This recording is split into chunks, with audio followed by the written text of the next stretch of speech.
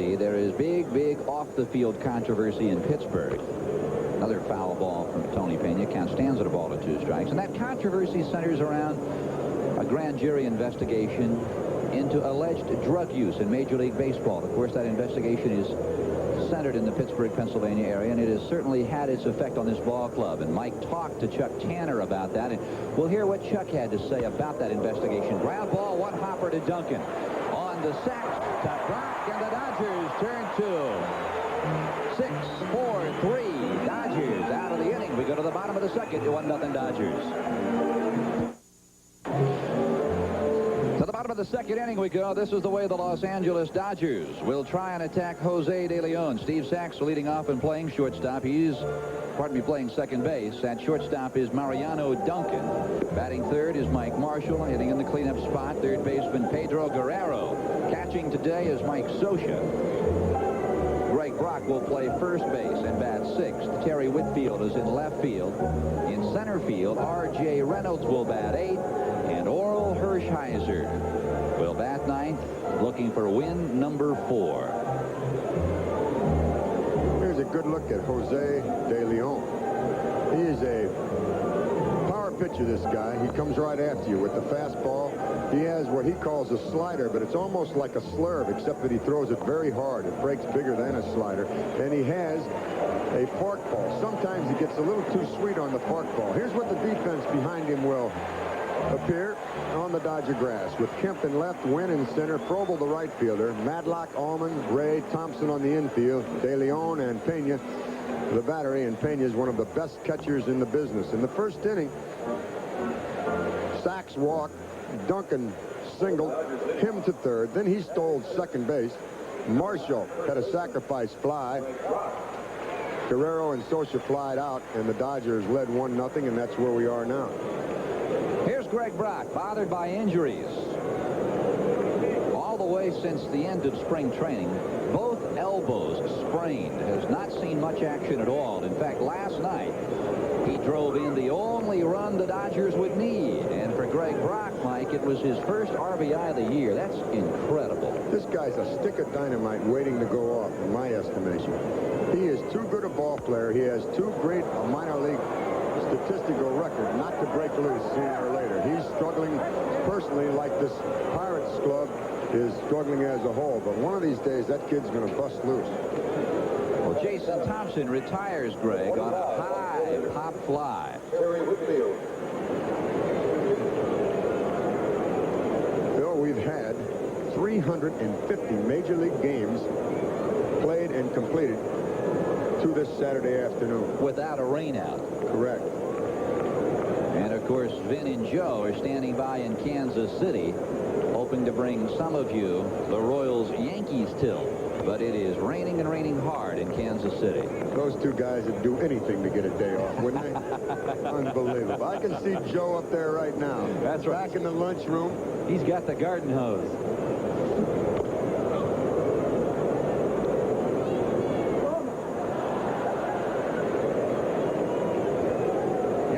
For today's game, behind home plate, Joe West. Eric Gregg is at first. Doug Harvey is at second base, and Frank Foley is down at third. This fella, Terry Whitfield, as you watch him swinging here now, he's swinging a hot bat just fouled on the right side. He went to Japan, played over there for a while. He's come back, and he's been a great addition to Tommy Lasorda's Dodgers. He's off to a heck of a start. He comes in batting .433 with 2 home runs, 5 RBIs. He hit a pinch home run here the other night in the 9th inning to help the Dodgers come back and tie a ball game that the Cardinals did win in 10 innings. But this fella has really improved, and he's like a breath of fresh air in this Dodger uniform. Count is a ball and 2 strikes now to Whitfield. Whitfield hitting .286 on the year. Has not seen a great deal of action for the Dodgers, and he goes down swinging. For De Leon, that is strikeout number 1. And that's the good fastball we talked about from that man, De Leon. Now for Jose, that is his 52nd strikeout of the year, Michael, and he trails now Dwight Gooden by only 4. How about Mr. Gooden last night? Oh, my goodness. 13 Ks. And what, he had a no-hitter, 6 2/3 before Tim Cochran of the Phillies got a base hit into right field. R.J., and he looks at a strike. R.J. Reynolds hitting .222.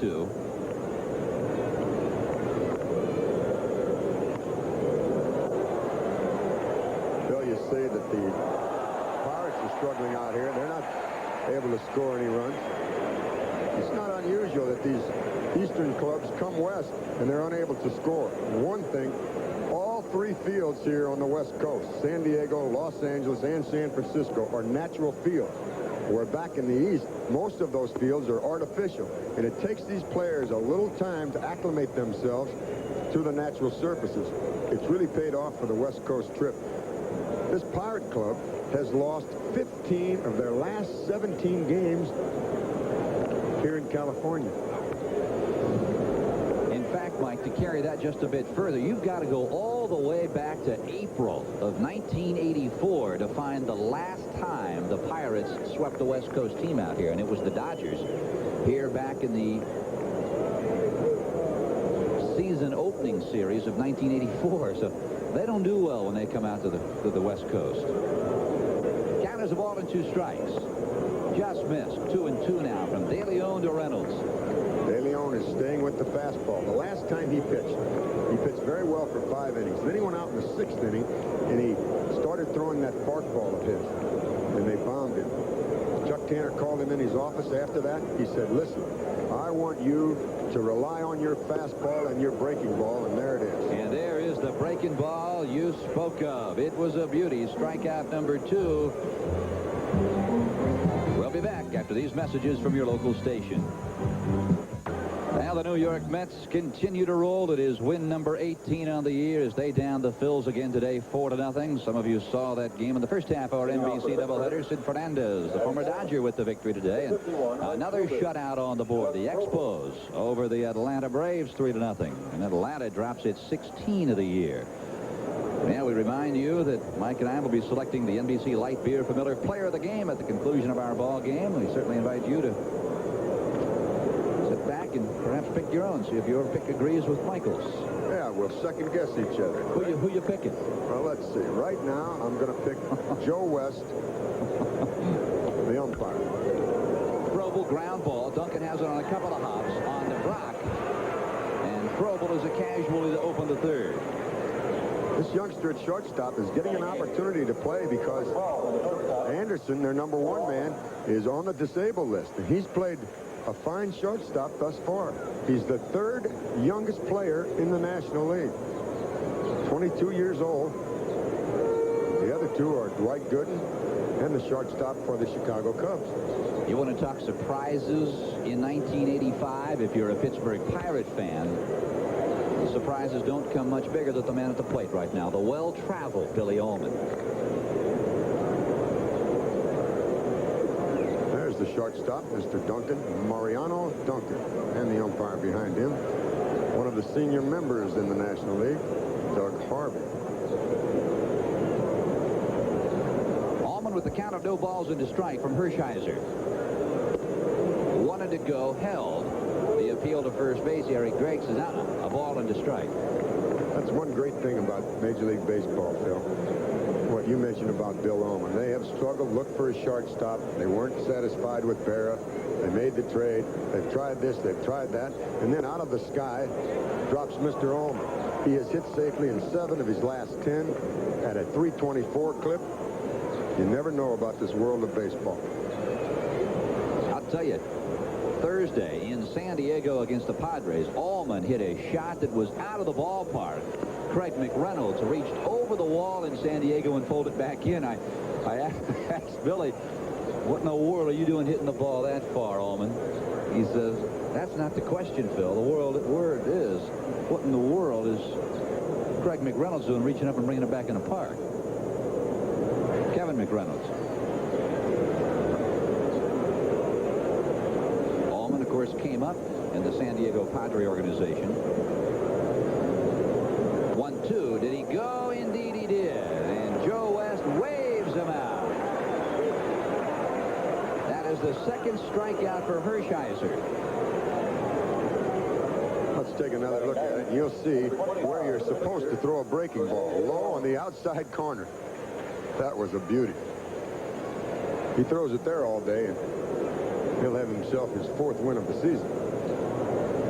Here's Jose De Leon. Has a hit in 6 trips and takes a look at the fastball on the outside part of the plate. A strike.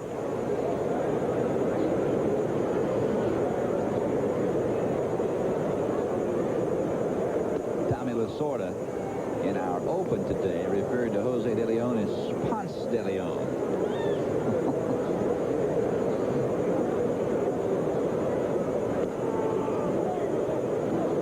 Did you get a copy of Tommy's book? I sure did. He was very kind to me. He autographed it.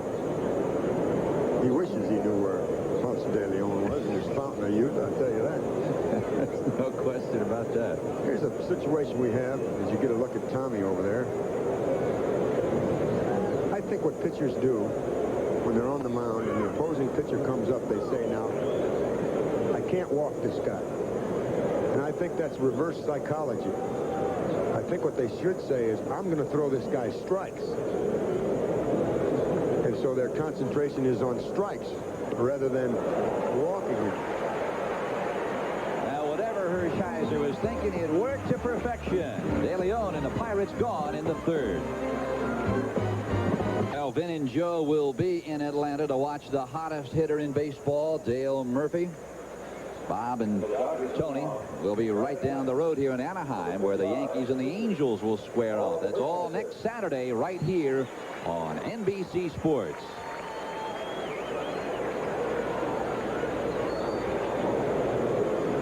Bottom of the 3rd we go. Hershiser to lead things off against De Leon, and he puts it on the backstop.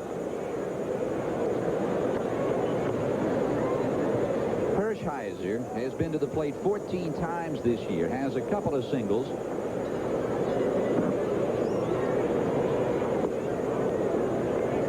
Mike, you've been around this game virtually all your life. What is it about the Dodger organization that just seems to churn out year after year after year effective pitching? It starts with their scouts. I know if I was a general manager, what I would do is I'd try to hire all the Dodger scouts, and then I'd try to hire all the San Francisco scouts, because I'd get the good pitching and the good hitting. Hershiser gone 6-3. Second baseman, Steve Dye. Now there's Mike Brito in the white hat right behind the home plate umpire, Joe West, and that's the man that sniffed out Valenzuela. He got him out of the Mexican League. Yeah. And here's a fella, Fernando, that started playing down there when he was about 15 and 16 years old. And the great experience that he got there is because in the Mexican League, they have older players, and they have a lot of ex-big league players. And that kid learned how to play the game the old-fashioned way. Here's Steve Sachs.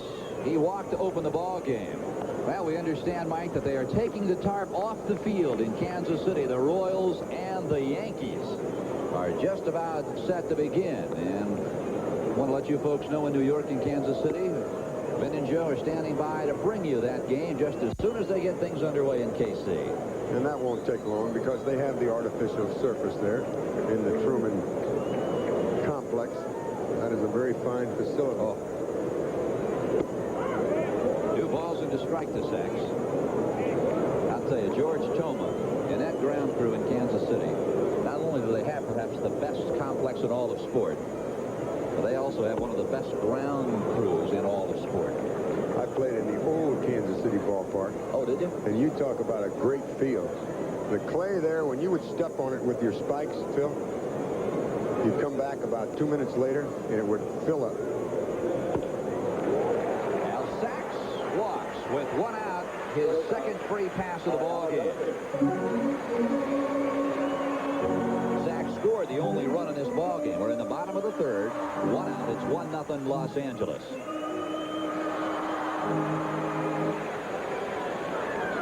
Here comes Mariano Duncan. He's singled his first trip. Those of you who are expecting to see the New York-Kansas City game, we are set to go now to Kansas City with Ben and Joe.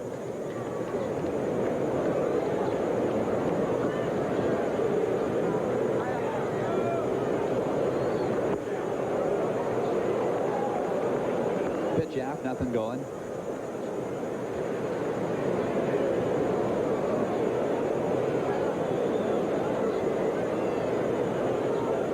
Now Duncan, his first trip, single. On a hit and run, it moves Sachs around to third.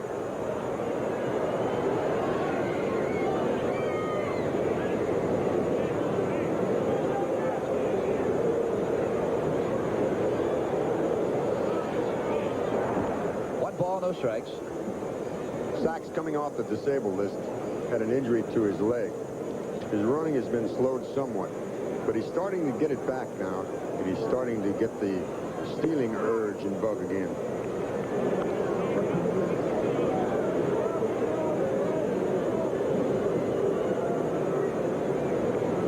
Here's the young shortstop. He's a switch hitter, and he just started hitting left-handed last year.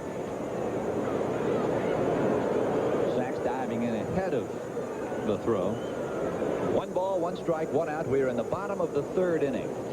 Many times when a fella starts to switch hit, he's not as strong from his unnatural side. And a lot of pitchers will just simply throw the fastball in on these kind of batters and challenge them. Let's see how Mr. De Leon and Pena attack this situation. I'll tell you, when Duncan finds the alleys, he flies. Led the Texas League a year ago with 11 triples. There goes Sachs. Go to second base. In time, says Doug Harvey. The best throwing catcher in all of baseball just gave you a demonstration. Watch this.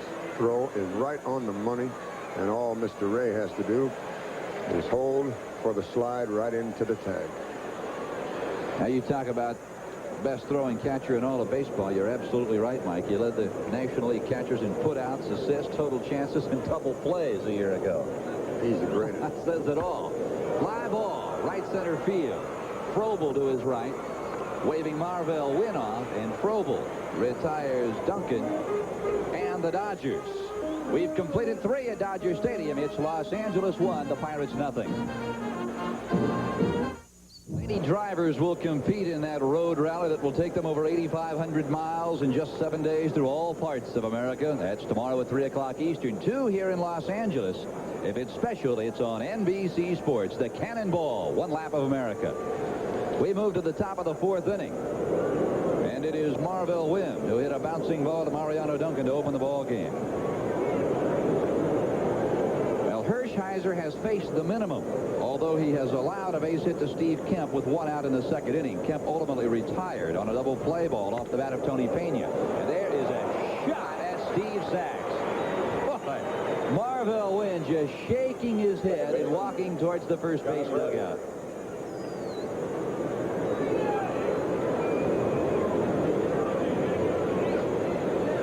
Those of you who were watching the first half of our NBC doubleheader, Chicago over the Tigers 7-4.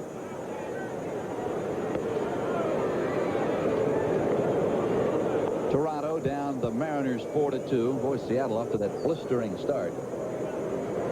Had some problems recently. And boy, look at Oakland laying it on Boston. Johnny Ray, chopper to Brock. On to Hershiser, 3-1. And there are 2 quick outs here in the 4th inning for the Pirates. Mike, what does it do to your ball club when you come to the ballpark every day and you just sort of know that the lumber has gone to sleep? When you start thinking about it, it's somewhat like we discussed before when the pitcher says, I don't want to walk this man, rather than I'm going to throw him strikes. Every time they turn around, there's a writer, someone from the media saying, you guys aren't hitting, you're not hitting, you're not swinging the bat. It's that negativity. It gets to them. Now you start to press. Now you start to try to do things that you're incapable of doing. And it just gets worse. What you have to do is come out and say, okay, boys, we're going to swing that pole today. We're going to flap out some base hits on you. Now here's a guy who can flat out pound the base hits. And he's got one. Billy Madlock, a line shot that Duncan could not flag. He's slowly but surely coming back from the rotator cuff injury. Madlock suffered last year. 4-time National League batting champion. and he is slowly but surely getting back to his old form. And he's the leader of this team when it comes not only as their captain, but as their offensive leader. He has to pull the wagon.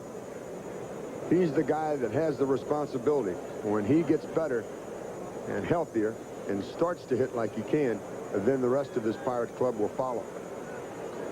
And here's a guy who can also pound a baseball, Jason Thompson. He leads the club in home runs and RBIs, has 4 dingers, 18 ribbies.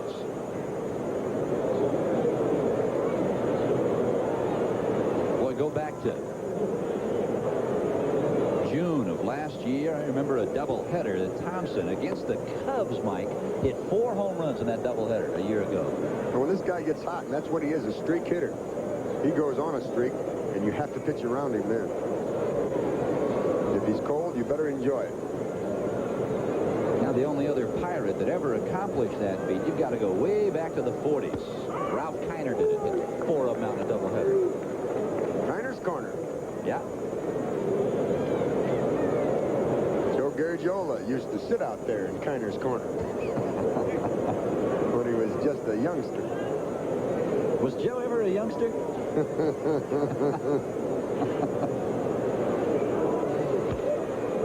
I'm glad that game's underway in Kansas City, so he can't hear us. We paused briefly for station identification. He'll get it. This is the NBC Television Network. This is WOC-TV in Davenport, the sports leader in the Quad Cities. We're in the top of the 4th inning. It is 1-0 Dodgers. Lone run coming in the 1st inning on a sacrifice fly off the bat of Mike Marshall. It scored Steve Sachs. This is a very good day for the ball player because it's overcast. Here, when you have a clear day, a sunshiny day, it's difficult to see the ball off the bat. Not today. It's overcast, and they can see very well. Fouled at the plate. 2 balls and 2 strikes now to Thompson. Jason opened the 2nd inning with a lazy fly ball that Terry Whitfield had to back up for in left field.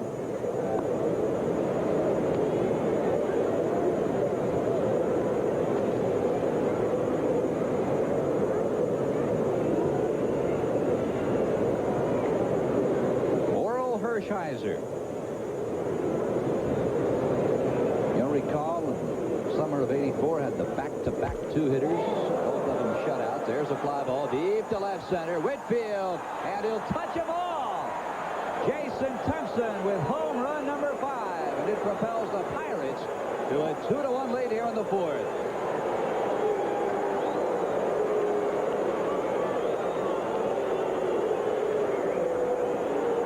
Two-out base hit by Bill Madlock sets this up. And watch this home run.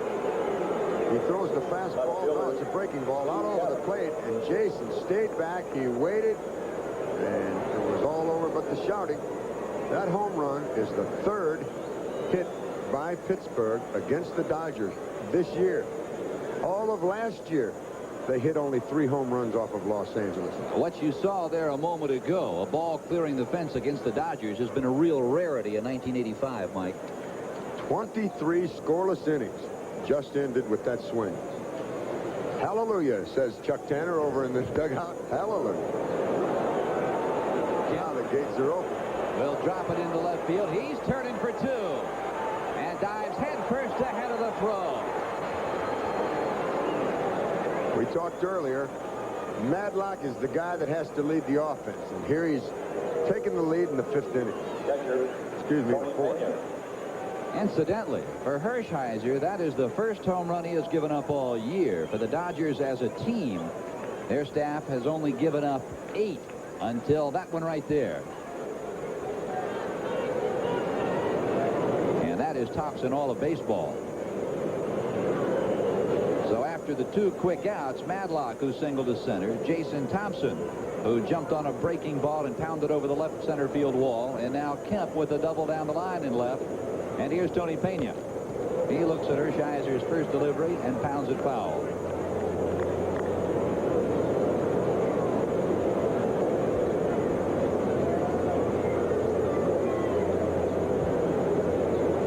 Look at Lasorda sitting over there. He's got his tea, a few cookies over there.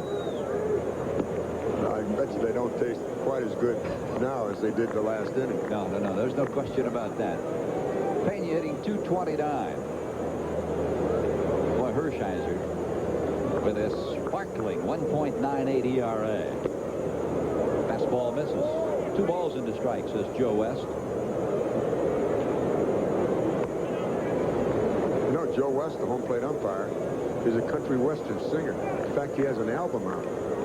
He was telling me about that. Says he sits in his little riverfront cottage in North Carolina and just sings country. He wrote 3 of the songs on the album. 2 balls into strike. Chopper. Tough play. Guerrero. Off balance. Great. He got him, says Eric Gregg. And Pena can't believe it. But the inning is over. The Pirates are on the board. That is a rarity. They lead it 2-1. We'll give you a look at the last play. Pedro Guerrero made an excellent play. Comes in. He knew he had a little more time because of Pena running, and that's why he caught the ball in his glove, threw it over low, and watched the play by Brock on the other end. A heck of a grab. Well, a moment ago, fans here in Dodger Stadium erupted when it was flashed on the Diamond Vision that the Lakers are out in front of the Denver Nuggets in Game 1 of that playoff series, 102-68 in the 3rd period. Nothing to do here in Los Angeles, Phil. Beaches are packed. Ballpark is packed. Forum is packed. You just go on and on. They have sporting events out here. USC playing a football game in September. They packed the Coliseum. You don't suppose there's anybody at Hollywood Park, do you? 50,000 there, 50 here. Mike Marshall, a count of a ball to no strikes as we approach the Dodger half of the 4th. They trail 2-1. What I like about this player is his aggressiveness. He goes up there to swing the bat. He's a big, strong kid. He likes to play, and he doesn't get cheated very often. De Leon to the plate. There's the big breaking ball that rides too high. 2 balls into strike. De Leon seems like every staff in the majors, Mike, has a tough luck pitcher. And there's no question but that Jose fills that spot for the Pirates. In his first 2 starts,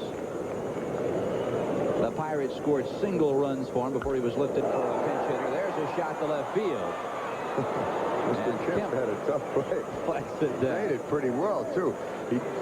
He didn't know what to do. He didn't know whether to come in, go back. He didn't know which way to turn. But I'll say this for the young man. He kept his eye on the baseball, and when he did have to turn and go the other way, he didn't turn his back, crossed the legs, and made a fine play. That was a vicious sinking line drive. With 1 out, here is Guerrero, who made the fine play on Tony Pena's ground ball to retire the Pirates in the top of the 4th. And he looks a breaking ball in there for a strike, says Joe West. You know, we had talked earlier about the overcast sky. If that would have been a sunshiny day and Kemp had to make that play, I'll bet you he wouldn't have caught that ball. He wouldn't have been able to see it as well. Sort of a leaden gray sky here in Los Angeles. The other night here, Phil, they had a 50-minute rain delay. 0-2. Fly ball center field. That'll chase Marvell Wynn near the warning track. And he retires Pedro Guerrero. And the thing that you have to congratulate Marvell Wynn on is the way he went to the wall with that free hand extended. Give you another look at it. The reason you have a warning track at the ballpark is because of this. When he goes, he can't take his eye off the ball, see? Now he's feeling for the wall. Now he knows he's on the track because he can feel the difference from grass to gravel. And that's why it's there, to help the outfielders know where the wall is and keep them from being injured. Here's Scioscia. I don't think Jose fooled Marshall or Guerrero the last 2 fly balls. Broken back ground ball. It's foul. That's what they call getting in your kitchen, rattling the pots and pans. He busted off the stove, didn't he? Ooh. This is a major league jam. throw that ball in on the player's hands. The ball makes contact with the bat, and the big end comes whipping across.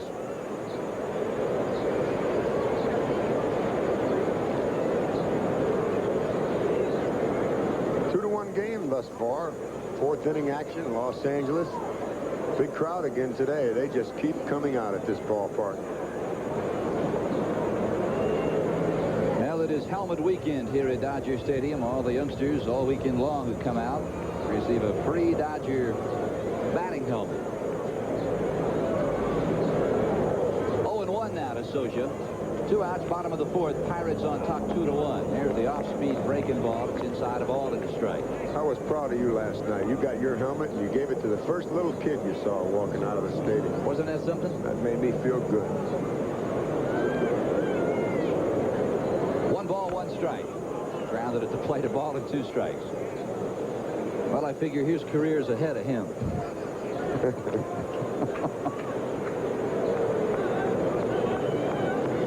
The beautiful Dodger blue helmets. Her mother's gonna kill it. Took her an hour and a half to fix that beautiful blonde hair of hers, and she put that Dodger helmet on, and her dad's saying, "Not a way to go, kid." It's the 1-2 pitch out of play.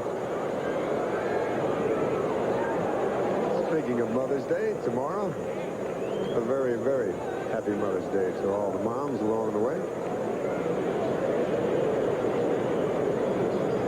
Socia has hit in 9 of his last 13 games. Had a pretty decent April.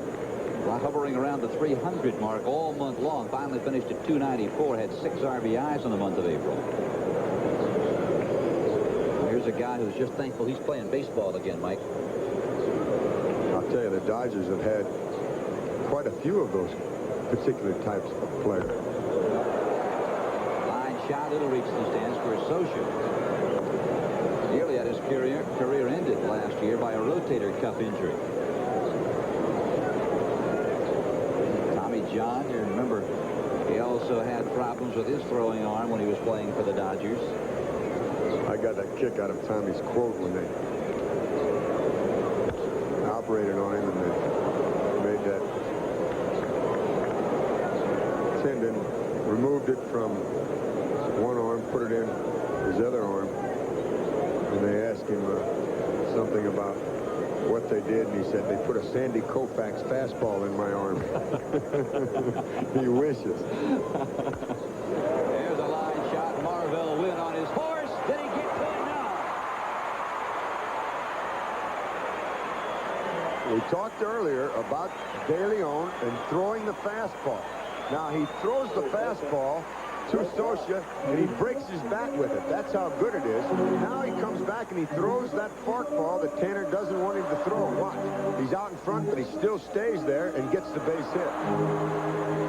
I know what Chuck is saying over there right now. How many times do I have to tell you, young man? How many times? And a great effort by the center fielder, but he just couldn't quite hold on.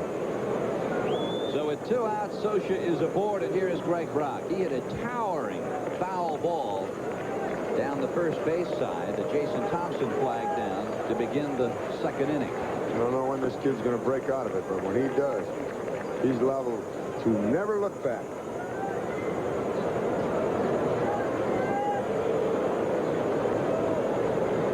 The Pirates got a 2-out single and got the home run from Jason Thompson. Now, Socia, a 2-out single.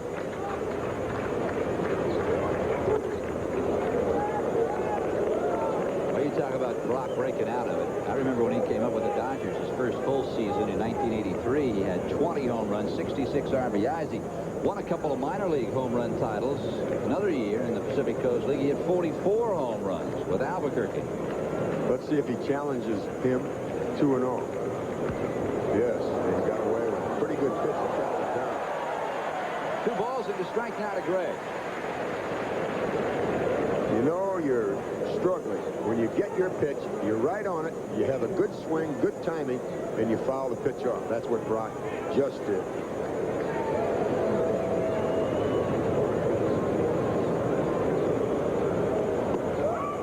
Outside. You know, Ben Wade, the Dodger scout. Check down outside corner, 2 balls and 2 strikes. Labeled Greg Brock a couple of years ago, Mike, as the best power hitting prospect the Dodgers have had since the Duke. Averaged something like 30 home runs a year in the minor leagues. 2 balls and 2 strikes, 2 outs, bottom of the 4th inning. Dodgers trail 2-1. They have been out hit 4-2.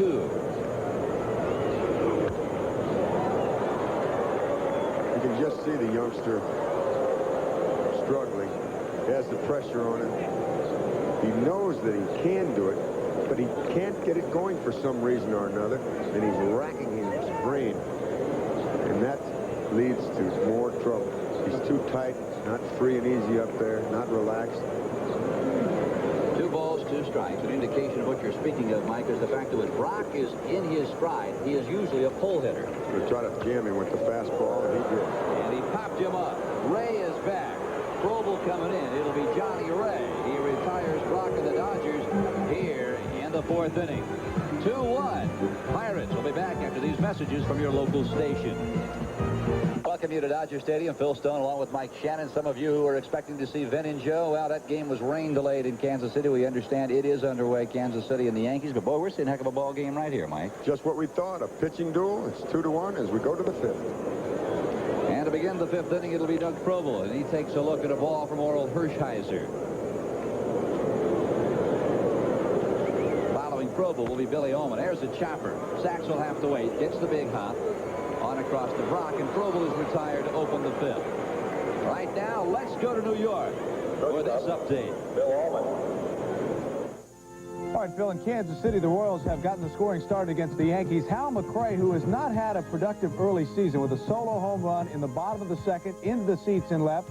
First home run of the year for McRae, who's been in a slump. And the Royals, who have just scored 2 more, lead it 3-0.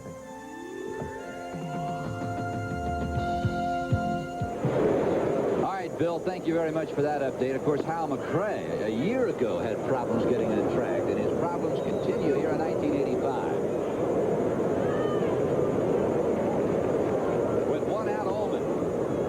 At a fastball. It's away from the plate. A ball into strike down. The Pirates with the 2 spot in the 4th. They all come on 1 swing of the bat from Jason Thompson. A 2-run homer with 2 outs in the 4th. Allman inside. 2 balls and a strike.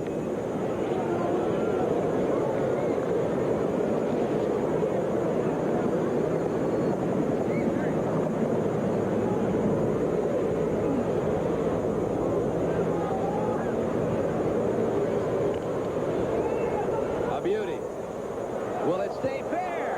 Oh, is that a beauty? That was a great bunt.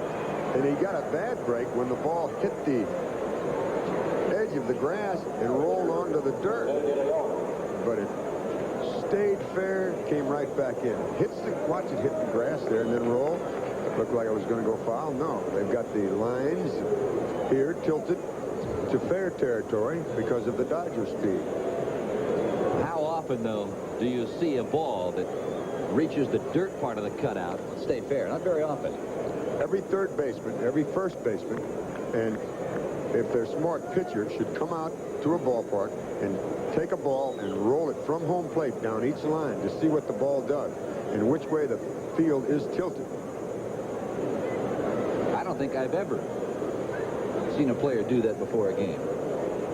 I used to. Did you? I needed all the help I could get, man. I couldn't take any chances. Yeah, I'd come out and roll that ball down each line just to see. De Leon squares, doesn't get it. Most fields, Phil, are tilted away from the playing right. surface because of the drainage. But here at Dodger Stadium, as you saw, no such. Boy, look at Guerrero at third base. Is he in? De Leon fouls it to the backstop. His insurance man, if he's in the stadium today, if De Leon swings, his insurance man may have a heart attack. Pedro's only about 30 feet away. And now Pedro's going to back up a bit. He was in about another 8 feet a moment ago. Chuck Tanner tells the story about his third baseman. He moved him in one day. They had a bunting situation. And he took his third baseman and he put him on the first base side. And he put him about 30 feet away from the batter. It was Phil Garner. They did get the man out. But Garner came in and he said, Skip, I don't mind doing what you tell me. I don't mind moving in close for the bunt. But he said, don't you think 30 feet's a little ridiculous? Well, De Leon is gone. A strikeout for Hershiser. That is his 4th on the afternoon. Now your Cardinals are getting it done at Candlestick, Mike. They won big last night. They scored 9 times. They're struggling also, but you cannot believe that stealing machine they have over there, Phil. They have this youngster. Well, we had a little segue on him in the pregame show. His name is Vince Coleman, and he is the most amazing base stealer I have ever seen. And I saw Lou Brock for almost every game he played for the St. Louis Cardinals. When you see this kid, you will just not believe him. I've changed Whitey Herzog's name. You will no longer hear about Alibaba. It's Whitey Herzog in the 40-piece. Wind hits a ground ball. Brock will field it on a couple of hops, unassisted. And the Pirates are gone in their half of the 5th. They don't score at 2-1 Pirates. We'll be back in a moment. At the bottom of the 5th inning we go. It'll be Terry Whitfield, R.J. Reynolds, and Orel Hershiser. Whitfield 0 for 1 today. He was De Leon's first strikeout victim with 1 out in the 2nd inning. De Leon with 2 Ks, both of them coming in inning number 2.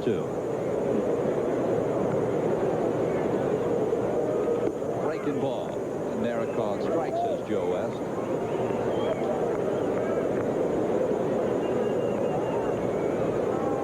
Wants the fastball outside. And he got it. Perfect. Right where he wanted it. You ever do any catching? The first game I ever caught in my life was in the big leagues. I never caught a game in amateur ball, high school, anything. We had Bob Uecker and Tim McCarver. They both were injured. And I caught a day game in St. Louis. You caught one more than Uecker caught. Very good. Very good. It's amazing how many people off of that Cardinal team have gone into this broadcasting business. Popped him up. That's Allman. He's got it. And Whitfield is gone.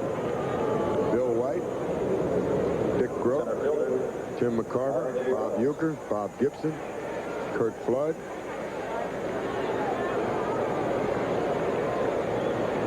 This telecast is presented by authority of Major League Baseball and may not be reproduced or retransmitted in any form without the express written consent of Major League Baseball. And here's R.J. hitting .222 coming into the ball game. 0 for 1 today. Breaking ball, it's a beauty. I'll tell you, De Leon, Mike, is just feeding the corners today. He's pitched very well. He's pitched very well. Not only this game, but most of the season. Well, as I started to say back in the 3rd inning, in his first 2 outings this year, he left the ball game trailing 1-0. And in his last 2 outings, he has also been the victim of really very, very low run production. Pitching hasn't bothered the Pirates this year. It's been their offense. They had one game where they scored 16 runs, and they scored it against this Dodger club. If you take that game away from this team, they're averaging just a tick over 2 per game. And the Dodgers, on the other hand, are up over that as a team. It's out of play. Well, the Dodgers almost 4. And they're second in the league in pitching. That's right. Behind Chicago. Of course, that's not surprising about Los Angeles. As you alluded to earlier, they've always had good pitching. It starts from their scouts, and then it goes through their minor league system, their managers, their pitching coaches down there, and right up to the big leagues. De Leon to the plate. There's the breaking ball, and he pounds it foul. So Reynolds will face De Leon now at the count of 1-2 strikes. The first base coach for Los Angeles, you just saw him field that foul ball, Manny Mota, one of the great all-time pinch hitters. He played for Pittsburgh, and that's where he learned how to pinch hit. The Pirates had the greatest pinch hitters. They go back to Bob Skinner, who coaches here, Smokey Burgess. Manlock cannot field it, and R.J. has the third Pirate hit of the afternoon. Lynch was another great pinch hitter for that Pirate ball club. They had the secret over there. How about Smokey Burgess? Yeah, I mentioned him.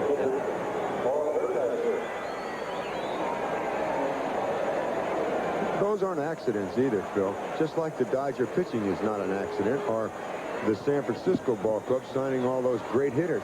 They signed the Alou brothers, Willie Mays, Cepeda, McCovey. You go on and on.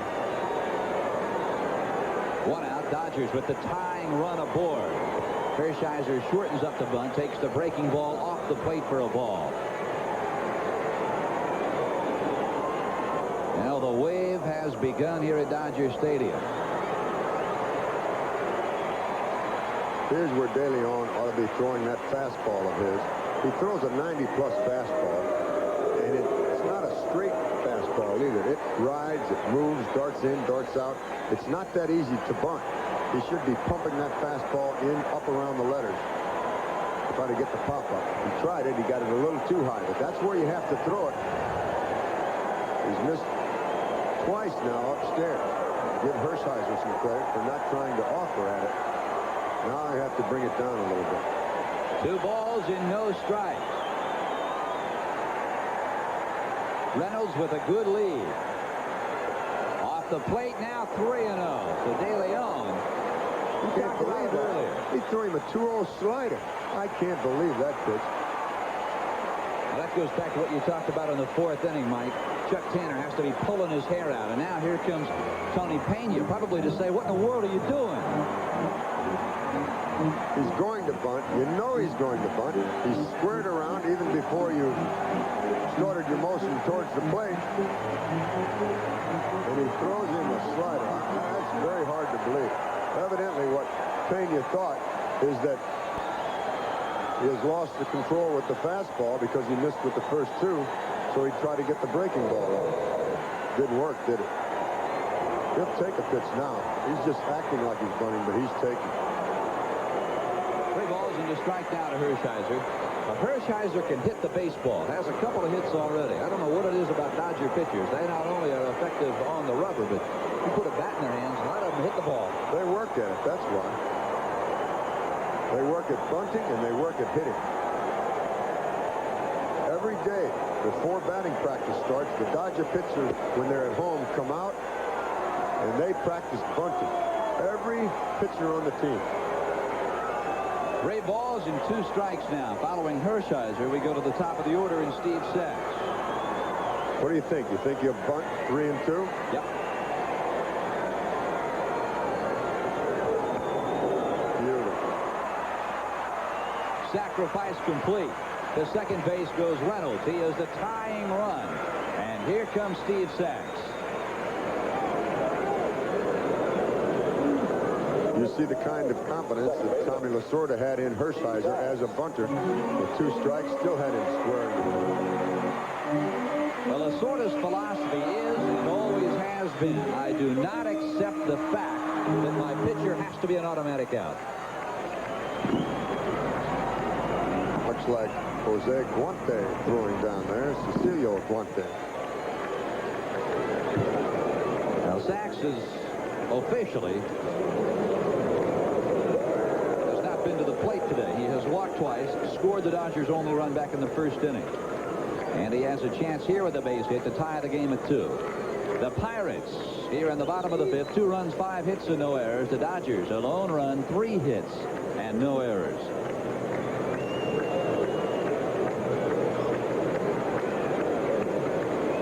R.J. Reynolds at second base.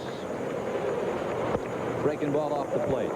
If Sachs does get the 2-out RBI base hit, it'll be very difficult for the Pirate outfielders to cut this man down at the plate because he runs well.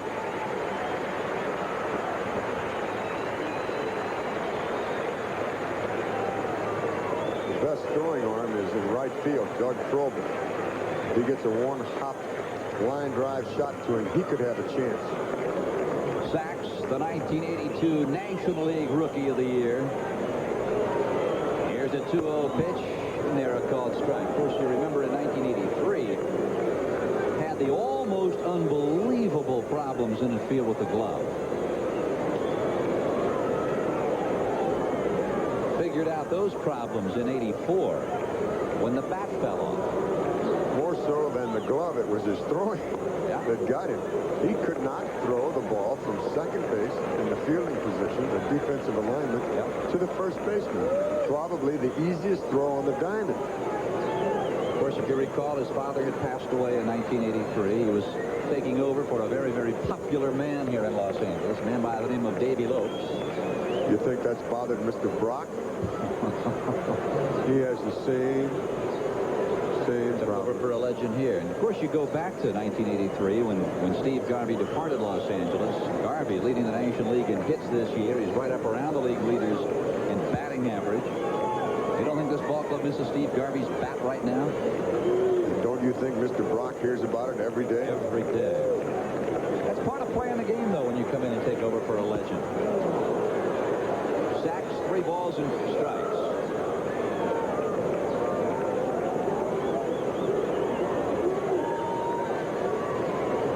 To go much further than Cincinnati. How about the catching situation there? You come in for a guy named Bench. I'll tell you a story. I played left field in Chicago, Wrigley Field, one day. Musial was supposed to play.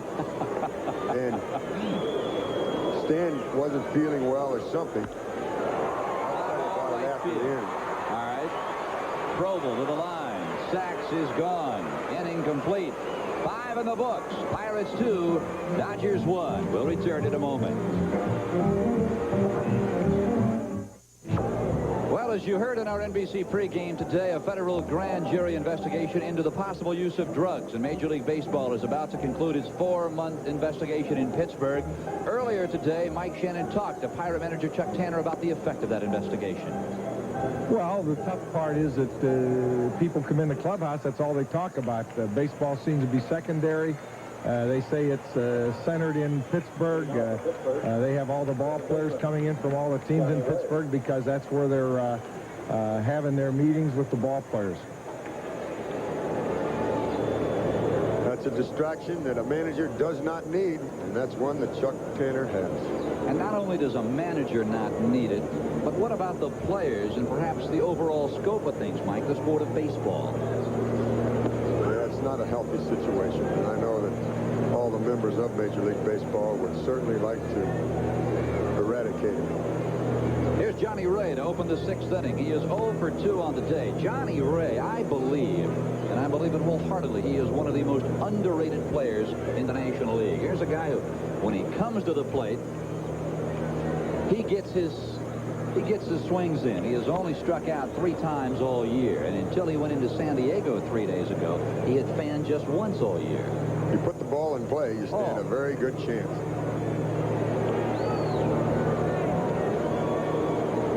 One ball and 2 strikes.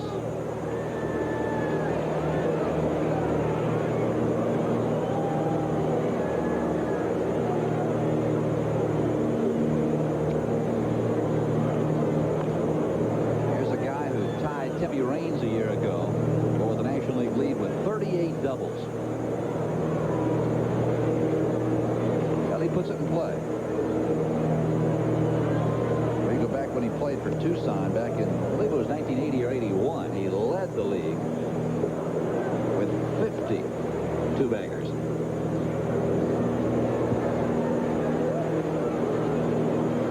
Mike, you were telling a story a moment ago before we went away about you playing in a ball game for Musial. People came out expecting to see the man out in left field. Stan the man. It was his last trip around the league, and of course they were before his retirement. As you see the shortstop take care of Mr. Ray.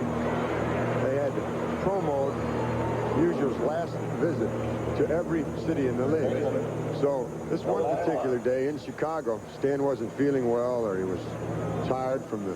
It was really a haul on him.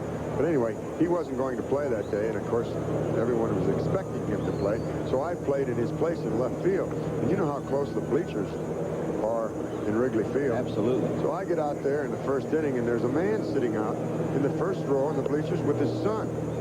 He said, hey, Shannon, where's Musial? I said, well, he's not playing today. You talked to the man in the stand. Yeah. He said, you mean he's not playing today? He says, you mean I drove all the way from Keokuk, Iowa to watch you play?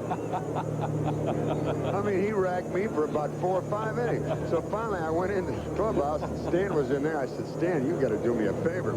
I said, will you sign this ball for me? He said, sure, Mike. So I go out in the 5th or 6th inning. The guy rags me again. Hey, kid, when's Musial coming out here? There's his little boy sitting up there, you know, about 8 or 9. So I walked up to him and I said, what's your name, young man? He told me. I said, here, this is from Stan Musial, and I gave him the ball.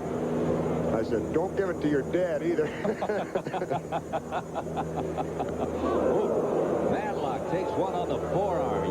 Youch. He got 2 hits here last night, Madlock. He gets a base hit here in the ball game to lead to the 2-run homer by Thompson, so he gets a calling card. Says, Jason Thompson. that inside part of the plate you can have, Mr. Madlock, but the outside belongs to me. The fastball ran in on him. Caught him on that elbow. If you get hit just above the elbow, the doctors so tell me that there's a nerve that runs from your elbow, the back of it, right up your arm to your shoulder, and right across your shoulder up to your neck and into the brain area. And boy, I've seen guys get hit there. It takes a little while for it to react. I've seen people hit there. They go down to first base, and they get down to first base, and they simply pass out. And that's exactly where he got it. More on the top, though, than the back. Well, you remember last year he was slowed for a good part of the season with an injury to his right arm that ended up requiring surgery. He's tough, though. I can just hear that Pirate bench now. Rub some dirt on it, Captain. Rub some dirt on it. Well, Madlock, who had singled back in the 4th inning, is the guy who got it going for the man at the plate, Jason Thompson. Sent an Oral Hershiser curveball high over the wall in left center. Off-speed breaking ball. A ball at the strike. And Jason Thompson, originally drafted by the Dodgers. Back in 1972. Madlock with the lead. 1-1 pitch off the plate. 2-1. What was the deal with Jason Thompson? He came to the Pirates from the Angels, and they sent him back, and then the commissioner said he had to stay in Pittsburgh. That was an unusual situation about a trade. You know what's interesting about this man? He has hit at least 1 home run in every ballpark in the major leagues, with the exception of 1. The Metrodome. It wasn't built when he was in the American League.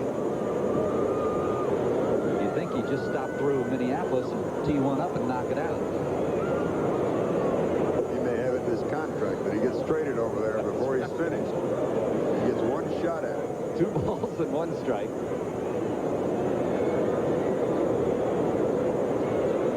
Now, Hershiser has allowed the Pirates a couple of runs on 5 hits.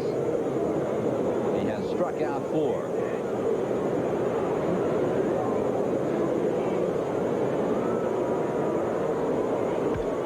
Out of play, 2 balls and 2 strikes.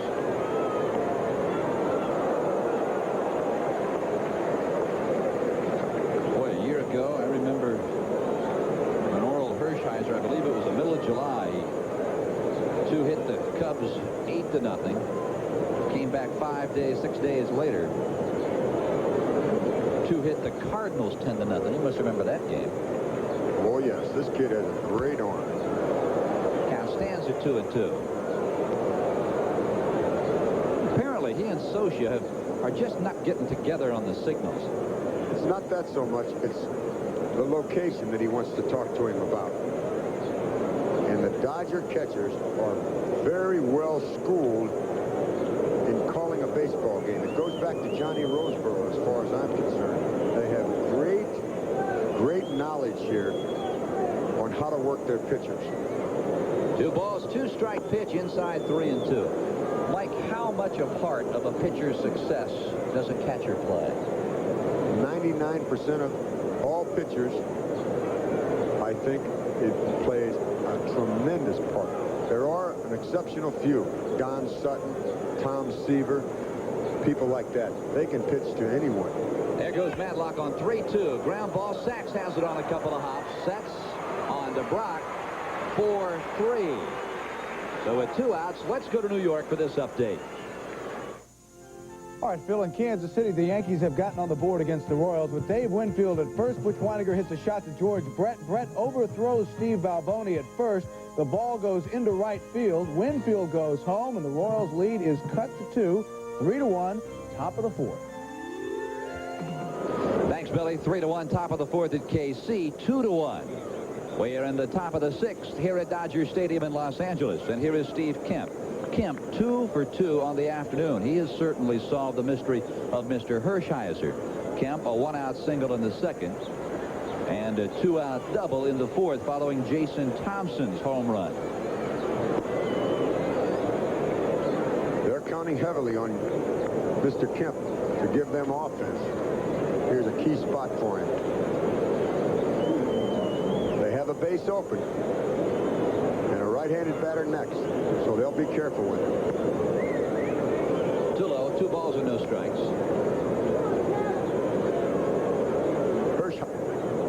Is the sort of pitcher that can pitch around a particular batter.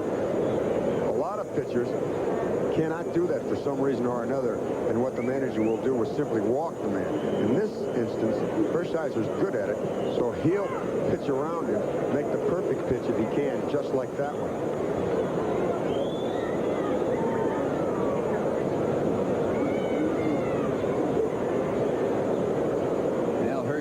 Certainly one of the beneficiaries of all that Ron Peronowski has to teach. And before that, how about Red Adams? Bert Hooton says Red Adams, former pitching coach in this Dodger organization, made him everything he ever was.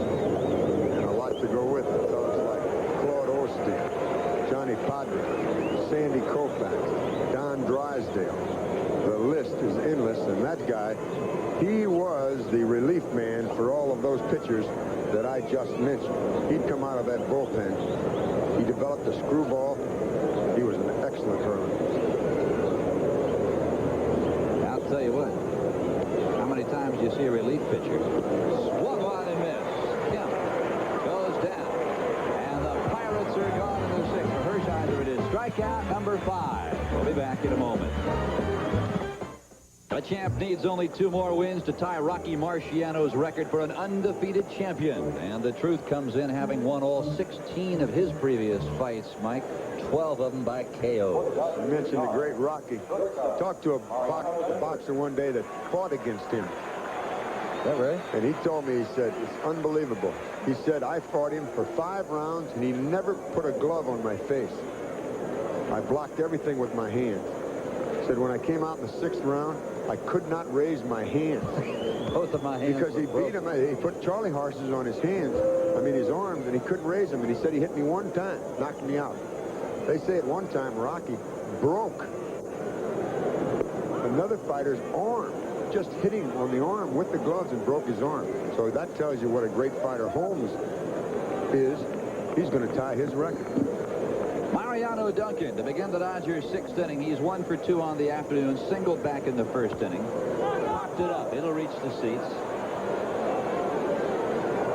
Mariano Duncan and Pedro Guerrero from the same hometown, San Pedro de Macorís in the Dominican Republic. Well, there's a whole bunch of ball players from there. And good ones, too. Ooh. Andahar.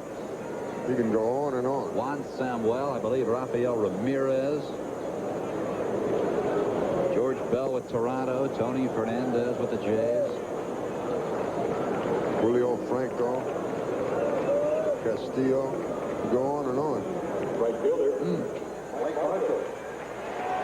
Tell you what, they're working on cloning. They ought to head right for that city and clone some great baseball players. Not only that city, but how about that country? Oh. A very small country. Marshall swings on the first offering from De Leon, and ouch, off the instep, and Marshall's down.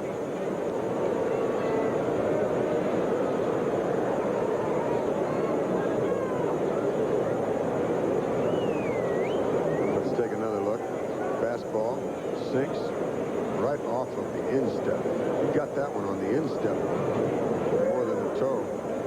be serious at times.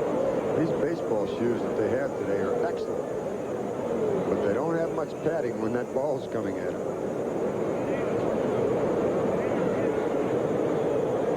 It'll take him a little while to get himself together. Up here in the broadcast booth, there's a former Dodger catcher by the name of Joe Ferguson. And he charts. There you see him right there. He helps with the defense when the Dodgers are in the field.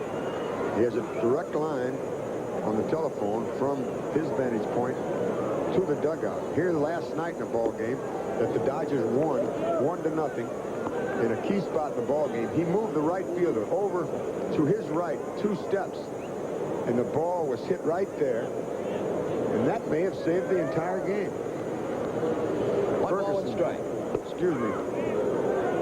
Ferguson is very good at that because he's a Dodger catcher. He knows how these pitchers work. He knows how the catchers want to work the batters, and consequently, he doesn't go by the charts all the time. He goes by his feeling and about what he thinks that catcher's going to call and how the pitcher's throwing. It's really been a big help to this Dodger defense. Swung on and missed. Marshall is history. That is strikeout number 4 for De Leon.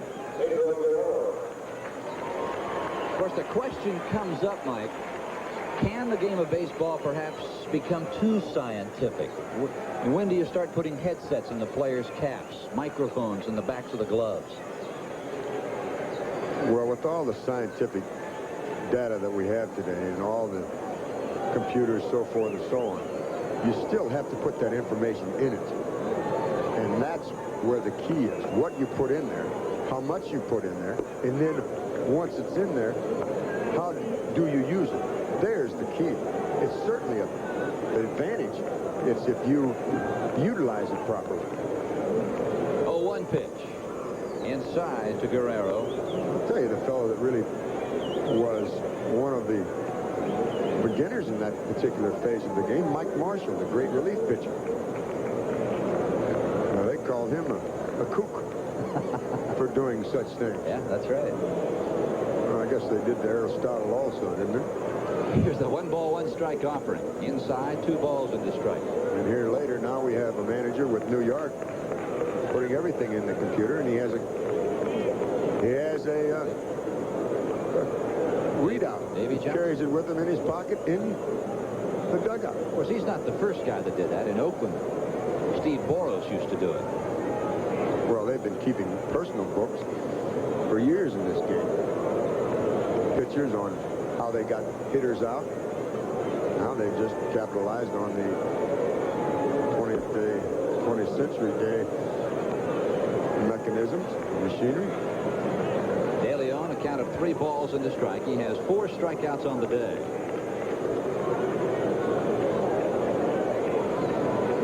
Now the man in the white hat, the Panama back there, holds up a radar gun. He is clocking De Leon's pitches. And he also charts every pitch. What the count was, where it was when it was hit, what the speed was, so forth and so on. But with all the technology, it all gets down to the player. He still has to put it in motion. 2 outs. We're in the bottom of the 6th inning. De Leon winds. He has a 2-1 lead. Guerrero pounds it to right. Froebel on his horse, and nobody will get to this one. Guerrero will have another opportunity. I'll tell you, this is one of baseball's better trades, I believe. Pedro Guerrero to the Dodgers from Cleveland for a left-handed reliever. One of the all-time greats by the name of Bruce Ellingson. Well, now they're even. That's right. Because I'll tell you what happened here years ago. They tried to hide a fella in the minor leagues. Not protect him. The Dodgers did. You know what his name was? The late Roberto Clemente. Yeah, I'll tell you. One of those old gotchas.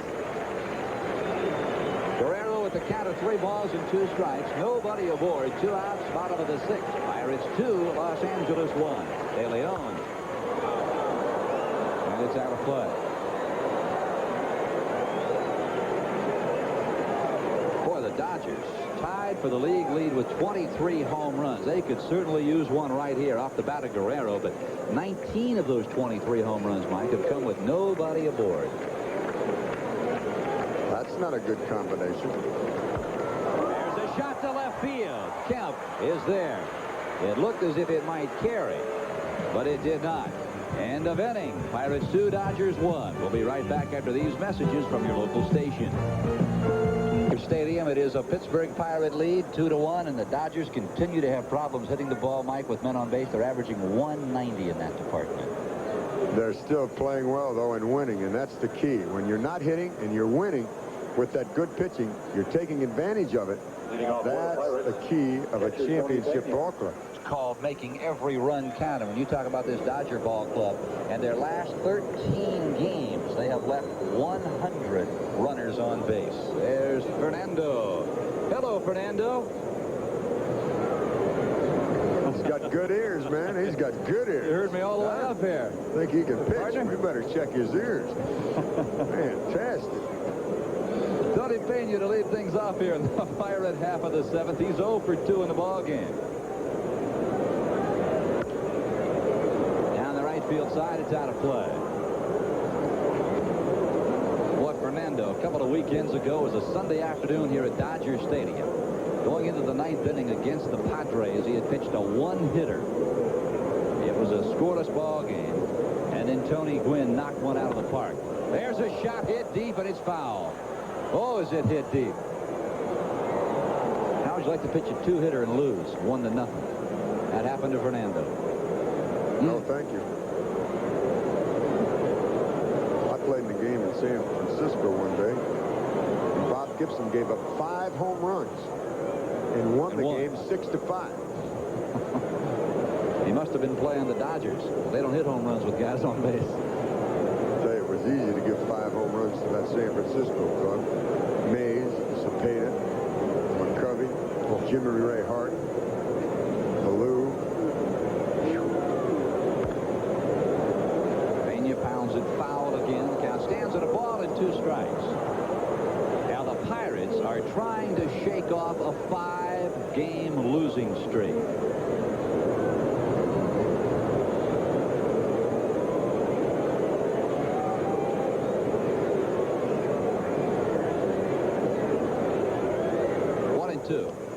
Gets away from Socia. Count evens at 2-2.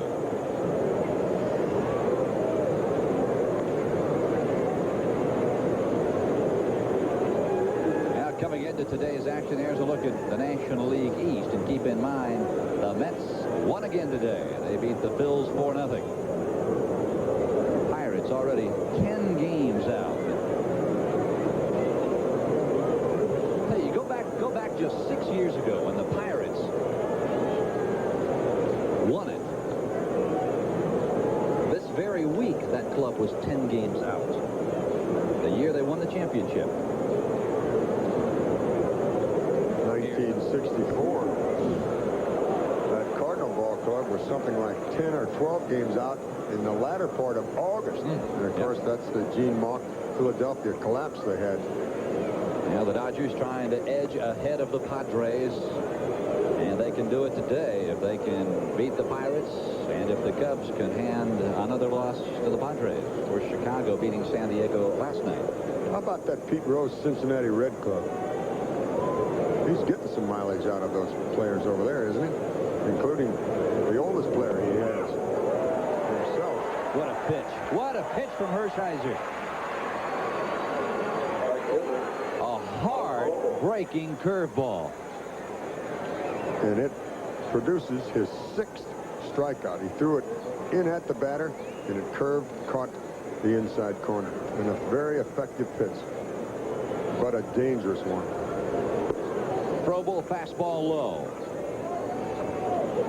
Now, elsewhere around Major League Baseball today, action continuing. We told you the Mets over the Phillies 4-0. Here at Dodger Stadium, it is 2-1 Pirates over the Dodgers, with 1 out on the top of the 7th. New York leading Kansas City now 9-3. Baylor just hit a grand slam home run.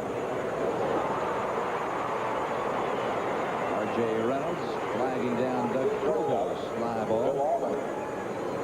St. Louis leading the Giants 8-5. That game now in the 5th inning. Suppose Vince Coleman has been flying around the base paths a bit.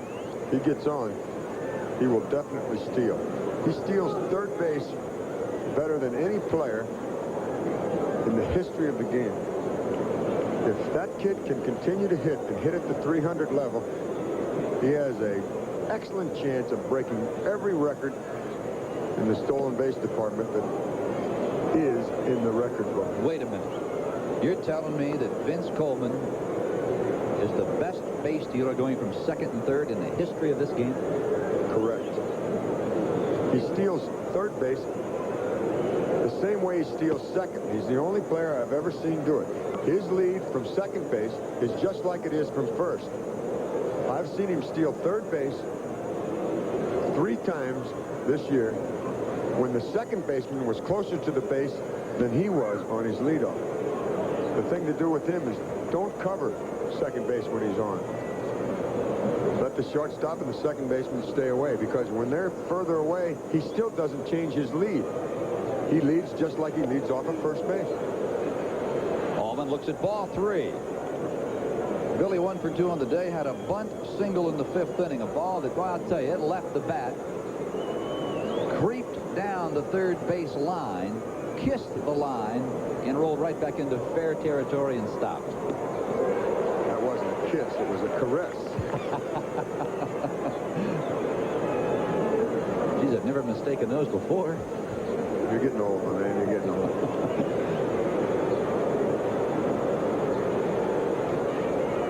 3 balls, 2 strikes, 2 outs. Hershiser to the plate. And it is strikeout number 7 for Orel Hershiser. And avenging piracy in the Dodgers 2-1. Now, here's another edition of Baseball Remembers.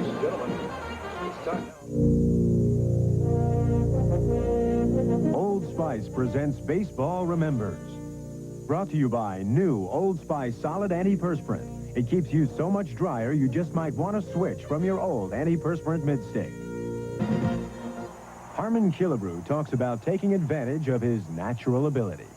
I think I learned very early in my career the type of hitter I was going to be, and I tried to work on that. I learned that I wasn't going to be a real fast runner, that I wasn't going to be able to bunt very well and get base hits, but I did find out that I had some power. So I tried to develop that over the years, and that's here that I worked very hard on. I guess every ball player is categorized in different areas. I suppose I'll be remembered as a power hitter, and I suppose that's the way I'd like to be thought of.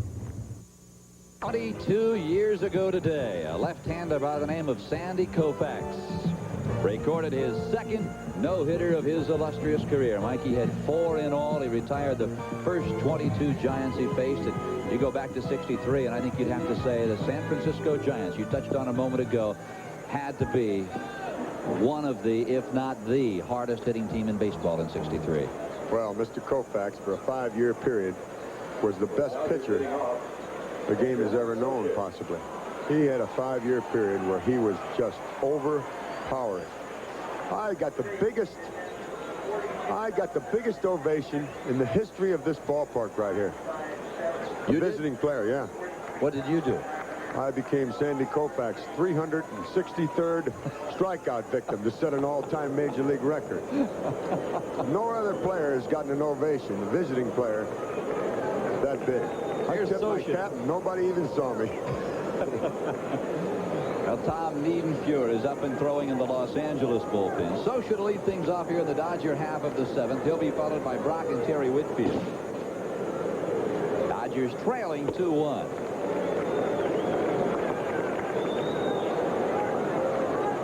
Of course, had the guy ahead of you in the Cardinal lineup done his job, you wouldn't have that distinction. Who was that, Euchre? Yeah, Euchre. He put me in the books. I'm in the books with some great ones. Babe Ruth and I hold the record together. Did you know that? Yeah. The great Babe Ruth and Mike Shannon are the only 2 guys in the history of Major League Baseball to strike out 5 consecutive times in a World Series. Now listen, if it's good enough for the Bambino, it's got to be good enough for the Irishman. Scioscia draws a walk, a leadoff walk from De Leon to open the 7th inning. You're the kind of guy that probably knew that when you went to the plate that 5th time. Oh, that pitcher knew it. Now here comes Grant Jackson out of the Pirate dugout. He'll have a word with Jose De Leon.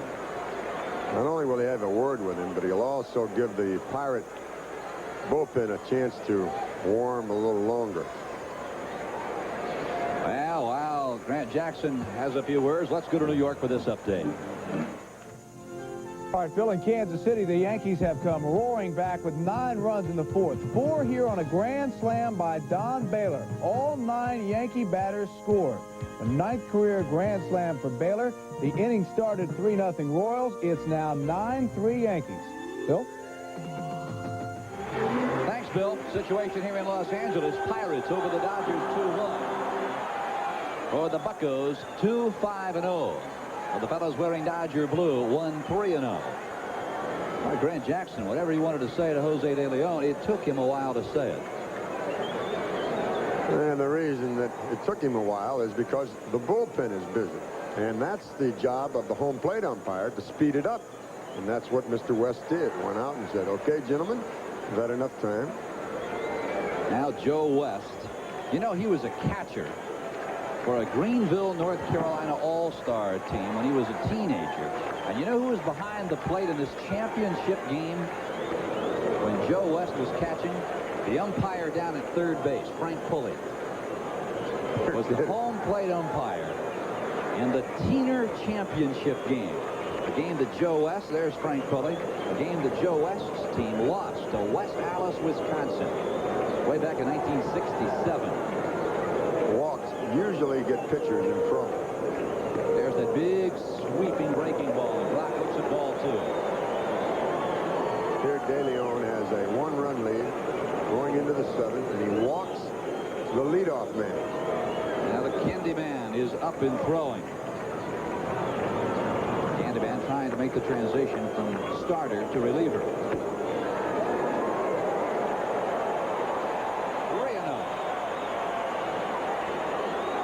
It was Tanner, you'll recall, who made a reliever out of a man they call the Goose. That's gutsy. But when you have a need, you've got to fulfill that need. 3 balls and no strikes. Socia with the lead, and it is 4 wide ones to Greg Brock. Oh boy. Keep in mind what I spoke of a moment ago. The Dodgers in their last 13 games, Mike, have left 100 runners stranded. That's going to be all. That'll be all for De Leon. They're going to go to the bullpen, and he'll make 2 switches here. As you see, Tanner, he's walking out to the umpire first, so that means that he'll make another switch. All right, well, while Tanner talks things over with home plate umpire Joe West, the new pitcher, the Candyman, is on the way. We'll be back. For Jose De Leon, he leaves after 6+, allows 3 hits, a run. It was earned, 4 strikeouts and 4 bases on balls. But again, the situation for Jose De Leon is the case of very few runs. He leads the ball game, leading 2-1, and the Candyman is on. 1-3 on the year, trying to make that transition, Mike, from starter to short man. And he's done a very fine job of it, Candelaria has. Joe Orsulak will be the left fielder. Kemp leaves the ball game. Orsulak takes over in left field in Kemp's spot. He'll bat 9th, Orsulak, and the pitcher, Candelaria, will hit in the spot vacated by Kemp. And the reason that Tanner went to the umpire first to tell him that, as you see the pinch hitter Bob Baylor at the platter, and Candelaria misses with the first one. So Baylor hitting for Terry Whitfield.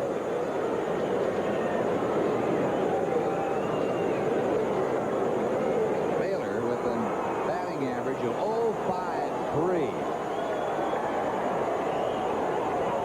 Shortens the butt, takes it inside, but a very good butter. I despise this particular play in baseball. First and second, nobody out, and you try to move those runners up. You can do it better on a grass field rather than the artificial. But you see this particular play backfire more often than you see it succeed.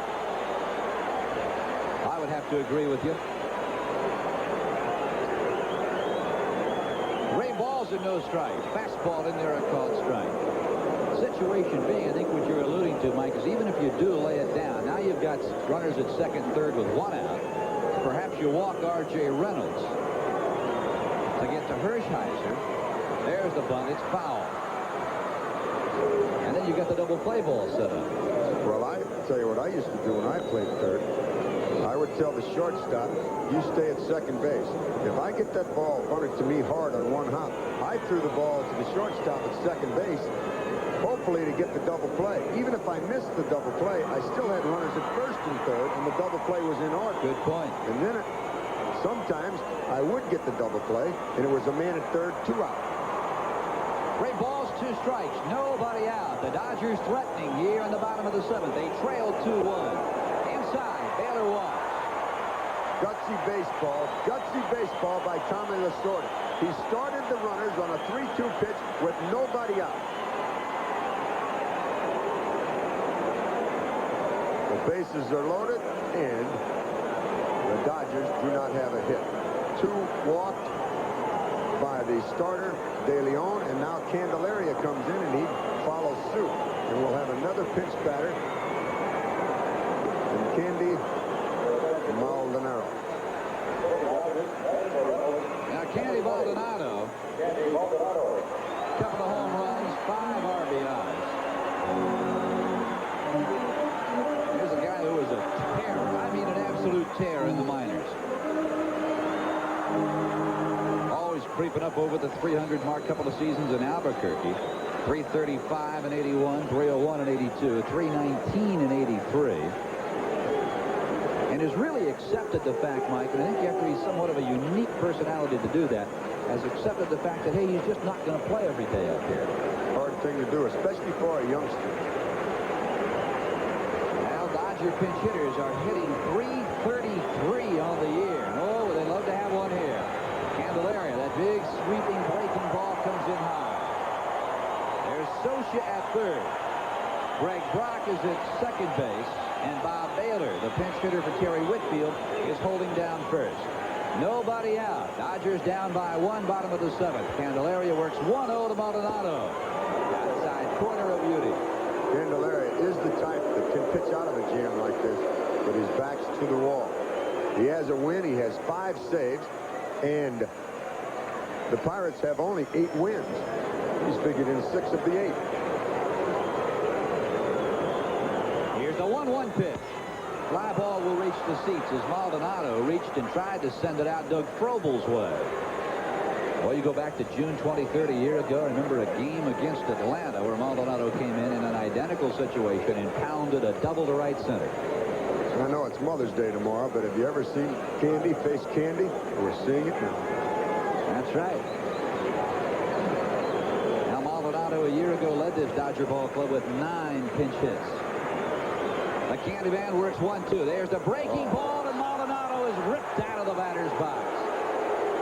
That's the kind of pitcher Candelaria is. He's capable of striking out the side. He's capable of working out of a jam like this, and that's why Tanner has inserted him into this ball game and into the bullpen. You saw an excellent breaking ball from Candelaria. We'll have another pitch batter. It will be the veteran Bill Russell. And a smattering of boos greets Bill Russell as he comes out of the dugout, because his appearance at the plate will take Earl Hershiser out of the ball game. And Hershiser has pitched well today, but he will not get his 4th victory of the year. Unless the Dodgers come roaring back here, and then he shall. That's right.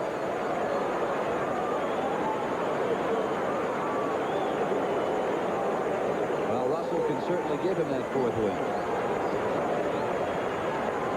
There's the breaking ball. It's a good hit.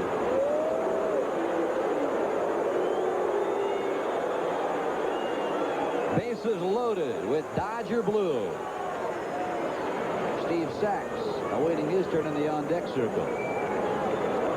You can get Russell on the double play ball. getting to hit it on the ground. At one time, one of the faster runners in the game from the right side. They got it. Oh, and Madlock says he got him. Scioscia dives back in. Frank Pulley, the third base umpire, says and Scioscia took the tag right in the forehead. I think his heart is beating a lot faster than his head is pounding right now. What a throw by Pena. He's a dangerous, dangerous catcher if you're on those bases. You see Madlock. Scioscia. He's still talking down there to Frank Pulley. Madlock thought he had him. Scioscia is apparently hurt. I don't know how bad he's hurt, but I guarantee you one thing. He's still scared. He thought he was picked off, and that's a cardinal sin in a situation like this.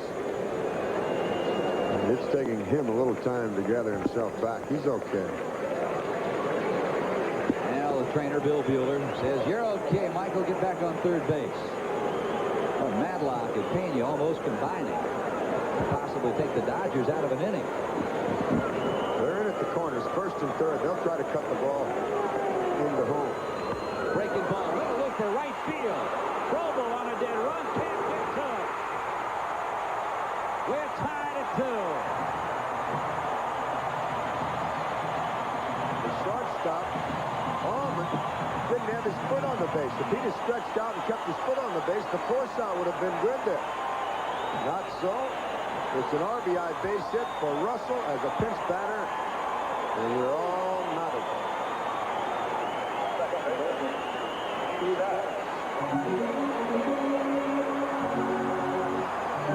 Take another look at it. The right fielder, Robo, did all he could. Through to second. Now, see, if he'd have kept his foot on the base, he'd have been out on the force out. But Allman couldn't keep his foot on the bat. Here's Steve Sachs. Base is still loaded with 1 out. Candelaria checks the runners. There's the breaking ball. It's a strike. The runners had to freeze because they were uncertain, Mike, as to whether Froebel would catch that ball. Yeah, the kid did a very good job of hustling all the way, decoying the runners, and then stopping at the last second. Candy works 0-1. Ground ball. Should be double play. To the plate. On to first base. Not in time. So the run is cut down at the plate. And Sachs is alive on a fielder's choice. Base is still loaded, but now there are 2 outs. It bounced just a little too high. And that's what gave Sachs, with that good speed of his, time to beat it. Even the great arm of Pena couldn't gun down the speedy Steve Sachs. So now it is Baylor down at third base. Russell is at second, and Sachs occupies first with 2 outs. And again, the Dodgers in a situation where they could leave the bases full again, something they have done repeatedly in the last couple of weeks. Candelaria checks the runners. Here's the first offering to Duncan. In there, a called strike. Boy, the Dodgers as a team documented it back in the 5th inning, hitting 190 with runners in scoring position.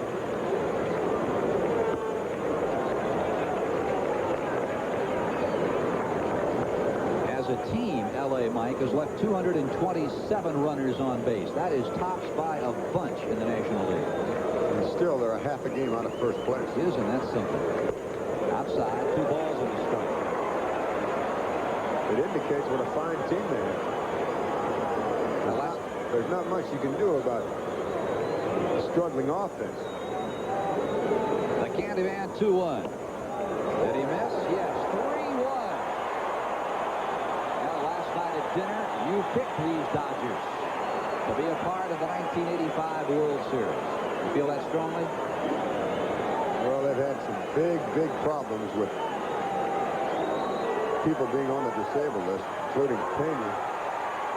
Their #1 pitcher, he's out for the entire year. But this Dodger club knows how to win, and it's going to be a scramble in the East, a scramble in the West. I don't see either division having a runaway. 3 balls, 2 strikes to Mariano Duncan. Base is loaded, tied at 2. Candelaria. Fly ball, center field. Marvell Wynn should put it away as the Dodgers circle the base pass. They get nothing. They lead them full. We are tied at 2 as we head to the 8th.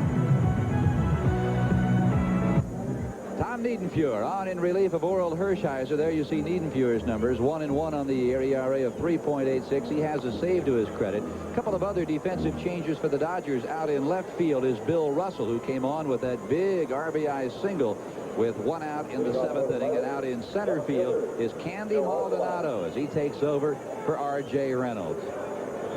We go to the 8th inning now, and it is Joe Orsulak to lead things off for the Pirates. Tied at 2. The Pirates 2 runs, 5 hits and no errors. The Dodgers a 2-spot, 4 hits and no errors. We talked about it at the outset, Mike Shannon. We thought we would have a good pitching matchup in Hershiser and De Leon, and we have had just that. Through 7, they both went into the 7th. Hershiser completed 7 innings. De Leon was relieved in the 7th. Once again, it's down to the bullpen, and you see that in the National League almost on a daily basis.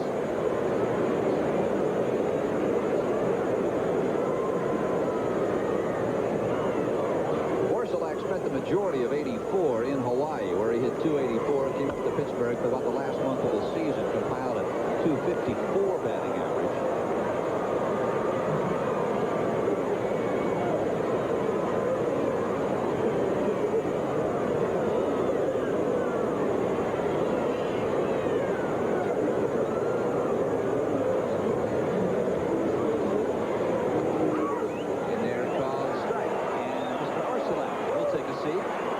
His appearance a brief one. That's 8 strikeouts for the Dodger pitchers today, 7 of them by the starter, Orel Hershiser.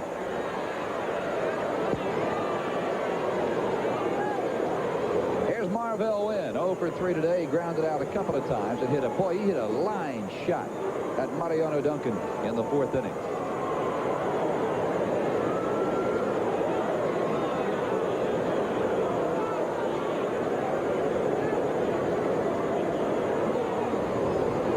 Pirates 2, Dodgers 2. Hershiser and De Leon, neither will figure in a decision today. It's up to the bullpen with Candelaria against Niedenfuhr.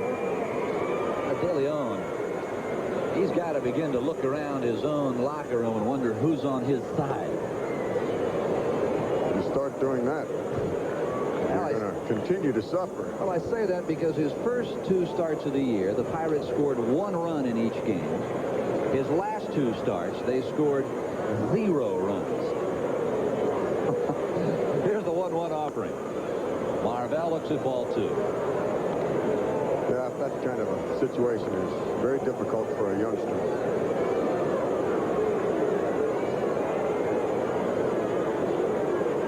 Now the Dodgers and Pirates will play a single game tomorrow before Pittsburgh moves on up the coast to tangle with the Giants for a couple of games on Tuesday and Wednesday.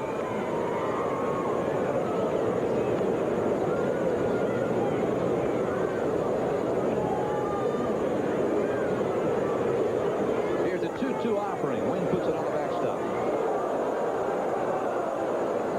This crowd has enjoyed this game today. It's been a good one for them. I'll tell you, coming to a Dodgers game in Dodger Stadium is an electrifying experience if you have never done it. I mean, this crowd is so alive. You're virtually always in the midst of a full house situation. At least 45,000. And one of the cleanest, prettiest ballparks in all of baseball. 2 balls and 2 strikes. Beautiful setting here. Chavez Ravine when they first opened it. There are few finer in all of baseball. Tom Niedenfuhr in relief of Hershiser works 2-2 to win, and it is touched at the plate. Now the Dodgers got on the board in the 1st inning. Sachs walked. On hit and run, Duncan singled to right center, pushing Sachs to 3rd. Marshall lifted a sacrifice fly that scored Sachs. In the 4th inning, the Buccos came back and took a 2-1 lead after Madlock singled with 2 outs. Jason Thompson pounded a Hershiser breaking ball over the wall in left center to take a 2-1 lead. And that stood up until just a moment ago when in the bottom of the 7th inning, Scioscia walked, Brock walked, Baylor walked, and after Reynolds struck out, Bill Russell came on to hit for Hershiser. He singled to right, scoring Scioscia, and that has been all the scoring. 3 balls and 2 strikes to win.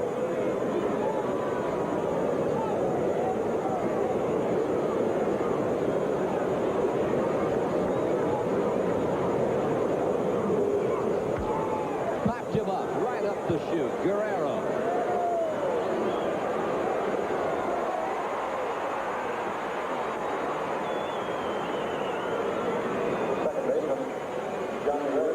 So for the 4th time today, Marvell Wynn will hit for the dugout.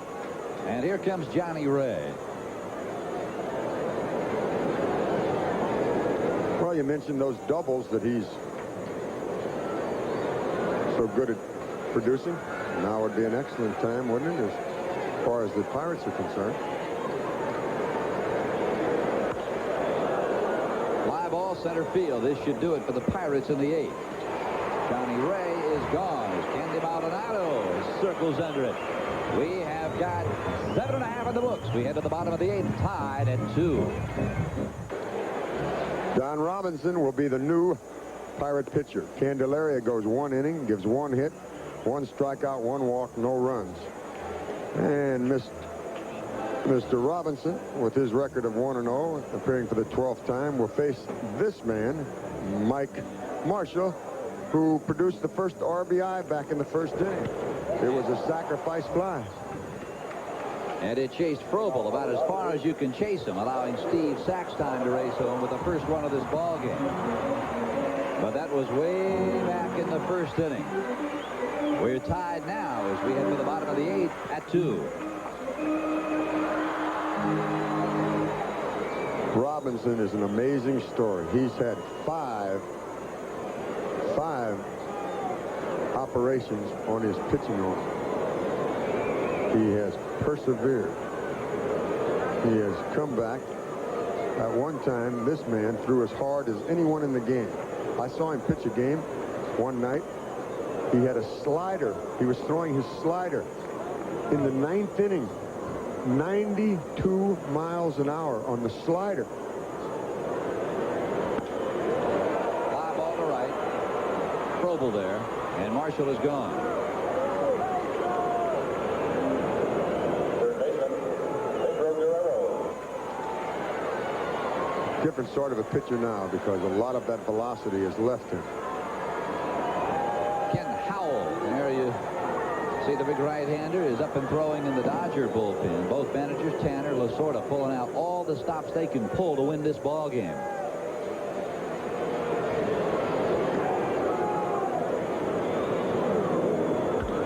There's a shot ripped to left field.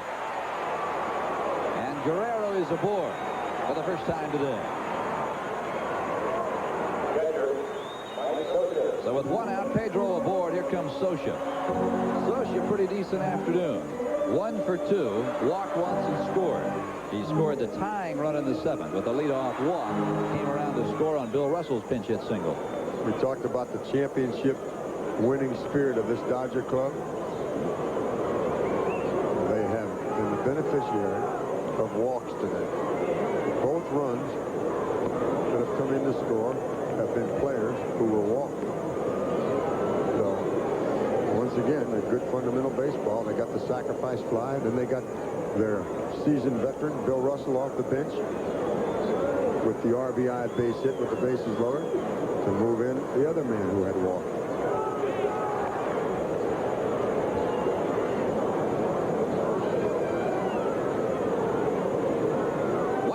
Strikes, 1 out. We're in the bottom of the 8th inning, tied at 2. Guerrero with the lead. Robinson trying to get him off of there.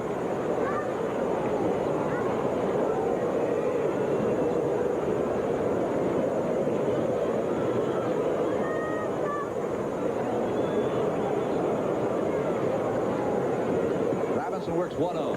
He'll hit and run. Fly ball to left field. Orsulak has it, and Guerrero will have to retreat. Two great managers today going at one another. Two of the best. Not only are they outstanding managers, Mike, but they're great friends. Before the ball game today, after Tommy did his little shtick on our opening tees, he and Chuck went over and embraced, and they were just jawing like old buddies. Great ambassadors for the game. They are. We had political ambassadors like these two guys. We'd have something. They are really amazing men. 2 outs. Guerrero still at first. Here's Brock. And he looks at his strike. You just have the feeling that Greg Brock is going to unload on somebody. He got the game-winning RBI last night, his first RBI of the year. And here we are at May 11th. When this kid hits him, there is usually little doubt. But he's struggling right now. Robinson has given up only 1 home run all year.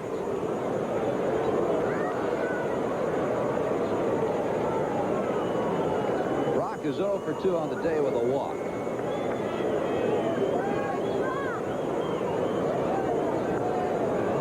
Guerrero moves off first base. 2 outs, bottom of the 8th. Totals are identical now. 2 runs, 5 hits, no errors for each club.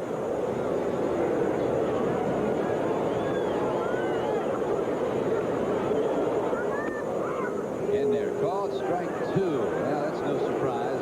You look at Robinson a year ago, coming off that severe shoulder surgery in 1983. Robinson, Mike, the only relief pitcher to record 100 strikeouts in the major leagues.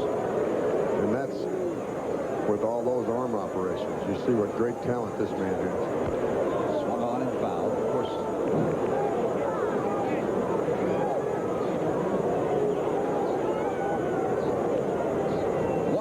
2 outs, bottom of the 8th.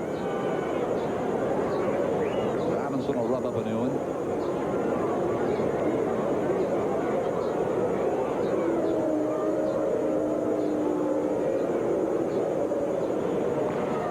Al Holland is throwing in the Pirates bullpen. He was an acquisition from Philadelphia.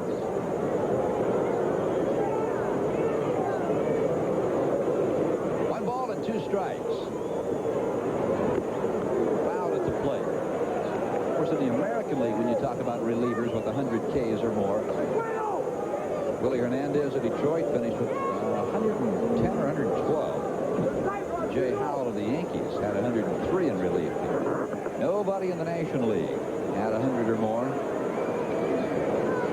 except for the man on the mound, Donnie Robinson. 1 ball, 2 strikes, 2 outs. Brock just trying to put the ball in play. Breaking ball. Dangerous pitch right there. He got that breaking ball up a little too high, and Robinson right now knows it. You see him walk off the mound. He said, Donnie, my man, you just got away with a pitch. The thing that did save him is that it was inside enough. Now the Dodgers have left 6 on the base paths so far today. The Pirates 3. Dodgers averaging just over 7.5 runners left on base per game. Too many. 1-2 pitch, breaking ball. Brock swings behind it and pounds it foul. This is the type of situation, Phil, that a fellow like Brock will break out of it with the home run. All he's doing right now is trying to hit the ball, put it in play, as you say. He just wants to make contact, and if Robinson makes the mistake, that's the time that you produce the home run, when you're least thinking about it. 1 ball, 2 strikes. Robinson again looks at Guerrero. Fly ball. Oh, Brock shaking his head. Had a ball he could drive and didn't do it. Win on the run is there in shallow center field.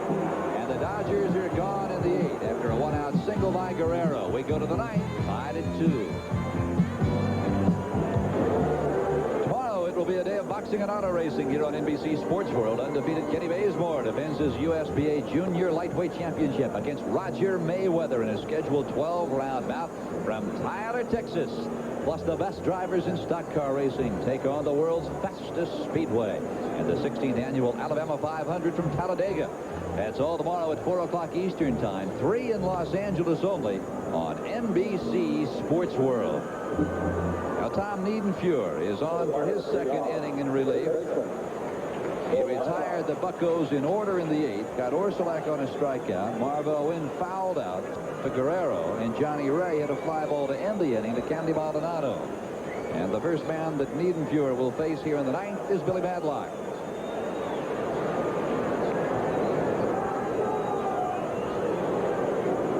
Madlock is 1 for 2, and he was hit by a pitch back in the 6th. Hershiser, I mean, just nailed him in the forearm with a fastball.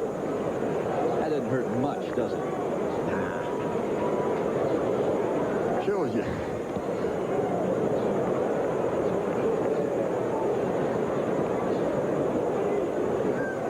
This fella Niedenfuhr can get it up there in a big hurry too. He's 90 plus when he lets it loose.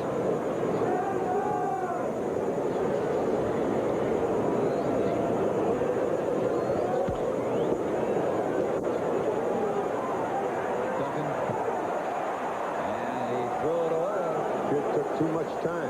He knew he had time with Madlock, but he took too much time. Watch him, see? Looks down, takes it real easy, nonchalants it, and he simply beat it. They're going to give him an error on that. Error on Duncan. And here's Jason Thompson.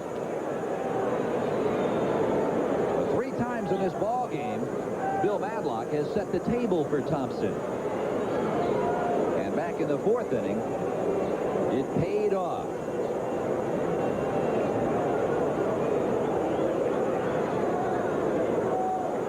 Niedenfuhr's first offering to Thompson. When I talk about paying off in the 4th, I mean it paid big dividends. Take a look. 4th inning, Madlock aboard. All Thompson did was pound Hershiser's curveball over the wall in left center field. For Thompson, it was home run number 5, RBIs 19 and 20. He'd go for a repeat of that, wouldn't he? Oh, right here he would. Didn't get it all. Popped it up. That's Duncan. Waving Maldonado. The difference in the pitch he hit for a home run and the one he popped up. Great pitch by Niedenfuhr. He jammed it up and in.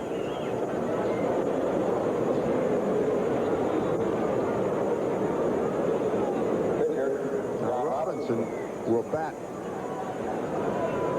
in Kemp's spot, the number 5th position. And let me tell you something. This guy is a number 5 hitter. He can swing the bat. He is a home run threat. He's been used as a pinch hitter by his manager, Chuck Tanner, previously. Well, he's got 5 home runs. You talk about a home run threat. 39 RBIs. He hit 262 lifetime, 290 last year. He's 0 for 2 on the season. You know, Tanner's a master. He doesn't hesitate to use his pitchers as pinch hitters. He's used Rick Rhoden as a pinch hitter. The other night in San Diego, he used Rick Rhoden. Yeah. I chided him a bit. I got Robinson in his office this morning, and I said, hey, how can you hit Rhoden over Robinson? What did he say? He said, well, Rhoden hits that particular pitcher better than Robinson, and that's the only reason. What a diplomat he is. I remember a couple of years ago, there was a left-handed pitcher in San Diego by the name of Tim Lawler, who was all everything in college. And Dick Williams had no hesitation at all in using Lawler as a pinch hitter. Of course, Lawler now with the Chicago White Sox. Robinson shortens up the bunt, brings everybody running, and he doesn't get it. No balls in the strike. Now, here's a spot where Tanner can switch off. Get those infielders moving, the Dodger infielders, and then switch off and let him swing away. Let's see if he opts for that. What Niedenfuhr did there, he threw to first, not to try to pick off Madlock. He threw to see if Robinson would tip his hand whether he was going to bunt or not. Robinson didn't tip. See, he's going to swing. So they took it off and he switched off. And it is called strike 2. See the third baseman, Guerrero, over there with second thoughts. He's backing up.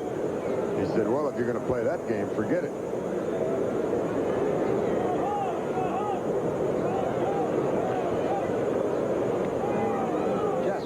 2 balls and 2 strikes. Well, he's got some pop in the bat. But the Pirates could use a long ball right now. Tied at 2 in the top of the 9th with 1 out.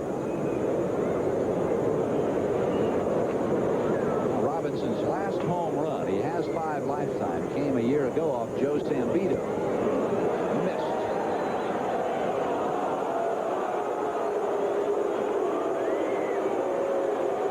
Two balls and 2 strikes.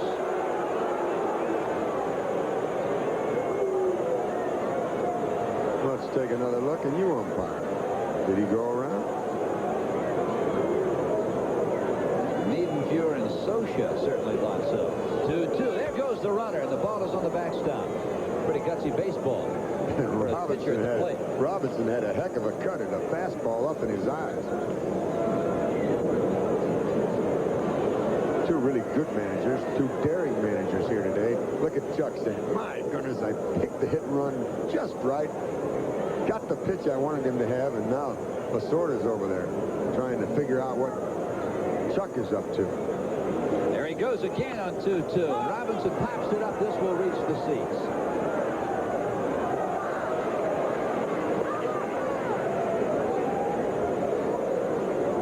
So the count holds at 2-2. I'm not certain if the count is 2-2. I know the scoreboard has 2-2, and I haven't seen the umpire go 3-2 to change it. Usually they will if the scoreboard has it that way, and no one's asked him or he hasn't indicated.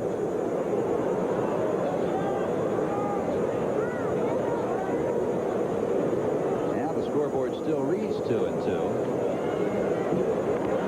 It's funny you said that. I had thought a moment ago that it was 3-2.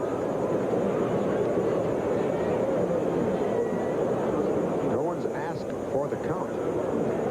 Matlock with the lead. He reached base on an error by Duncan. Thompson popped up, and that's where we stand. There goes Matlock. Swung on and missed the throw to second base. Now they got Matlock trapped. And he is tagged out by Brock. So the double play complete. Robinson strikes out. Matlock is thrown out.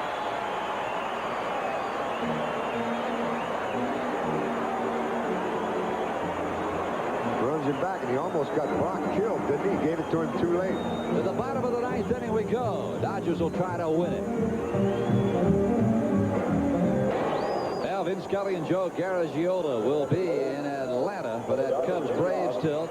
Bob Costas and Tony Kubek will be at Anaheim Stadium when the Yanks take on the Angels. Baseball continues next Saturday right here on NBC Sports. Kenny Landreau will come on and hit for Tom Niedenfuhr to begin the 9th inning. And is there any question, Mike Shannon, but that Landreau has got pop in that bat? None whatsoever. He's a home run threat. Good game here today. Fly ball. He didn't get around on it. Probel. And Landreau will not get home run number 4 today. Landreau was batting for the pitcher. The pitcher was inserted in the number 7 slot in the Dodger order. So that means Niedenfuhr has been lifted. He did an excellent job. He went 2 innings, gave no runs. He struck out 2, gave no hits, and he pitched around a big error.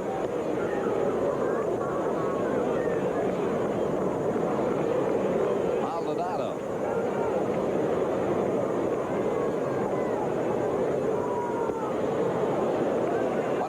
Strike. And another final.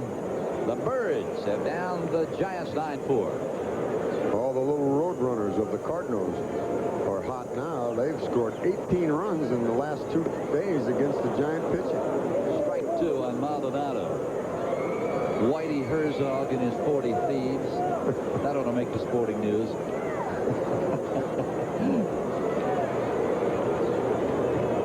2 strikes now on Candy Maldonado. 1 out, bottom of the 9th, tied at 2.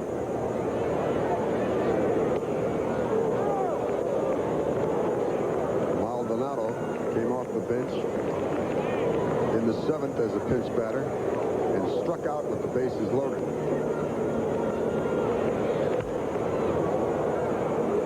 Out of play. Stayed in the game. Played left field. We pause briefly. briefly for station identification. This is the NBC Television Network.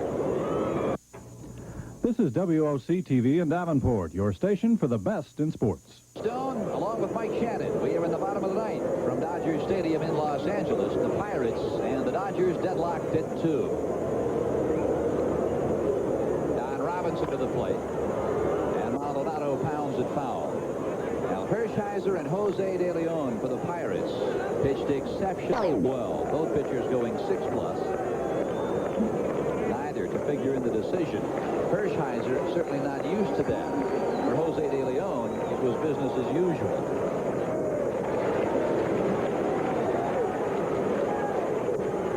Robinson to the plate on 2-2. It's too high, 3-2. You just see everyone reading the starting pitchers for the day's game. Owen. Russell inserted as a pinch hitter with 1 out in the 7th inning and the bases loaded, and promptly blooped the single over Jason Thompson's head into right. It scored Scioscia from third, and that was the tying run.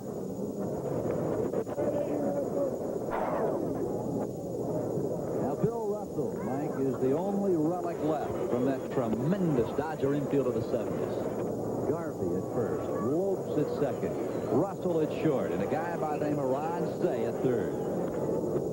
Pops it up. Thompson should have plenty of room. Pena also charging. And neither will get to it.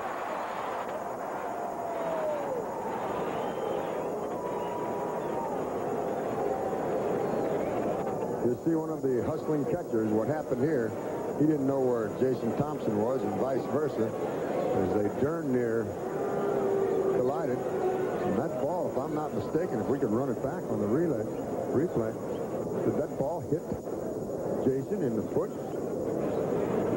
Let's see. Right at the last here, let's watch. He misses it. Now, it hit right off of Jason's foot. He had the glove on the wrong place. So Russell with the count of a ball and 2 strikes.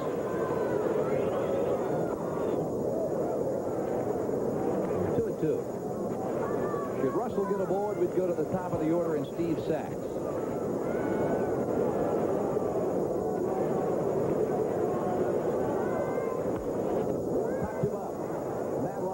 Play, I believe. He does. We're going to extra innings as the Dodgers unable to capitalize. To the 10th inning we go. The Dodgers and the Buccos tied at Houston. Hey, you want to know how to make a car sing? Well, after you wash it, just get out the old Armor All. First I do the tires. Makes them look like new again. Then I do the bumpers. Makes them look like bumpers again, yeah. Then I do the dash, the door panel. Then I hit the hoses. And when I'm finished with Armor All, this car is the envy of the entire living world. And then he does his car.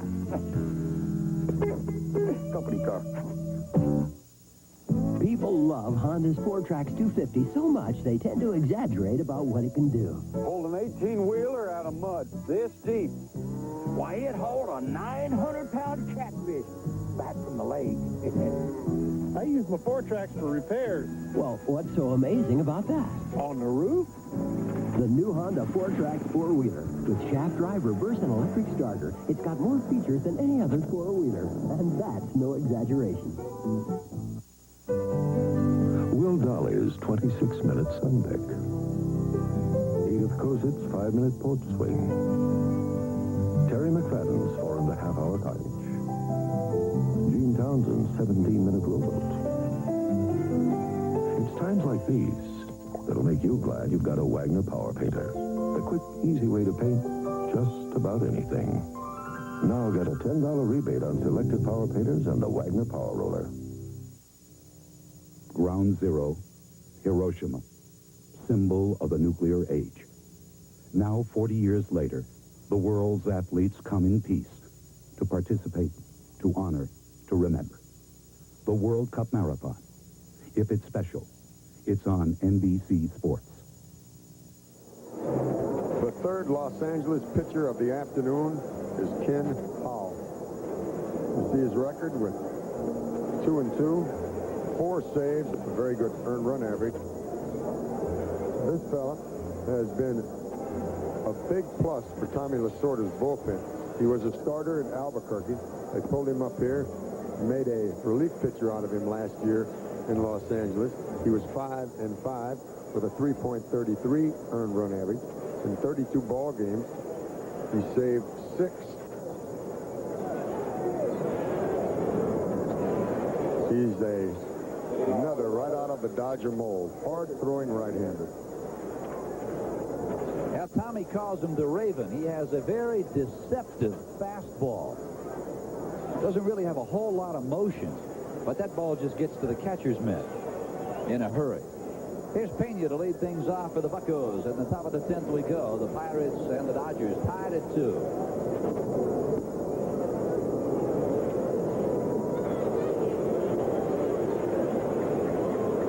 A year ago at Los Angeles, he was 5-5. Had 54 strikeouts and only 9 walks. So typical of Dodger relievers. Where do they find these guys?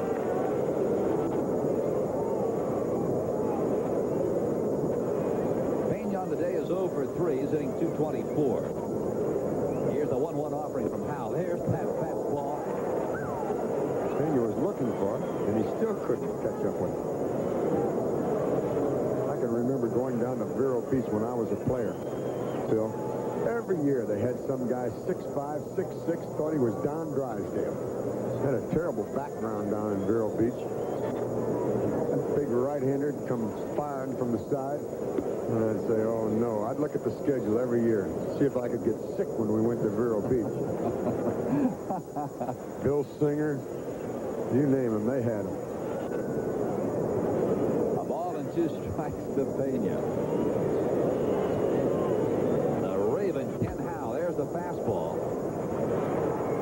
Pena gets a bat on it. The drop beats him in the foot race. Right fielder, Kevin Cole. Take a look at the effective motion of Ken Howell. Right over the top. And immediately breaking for the base like a good pitcher should do.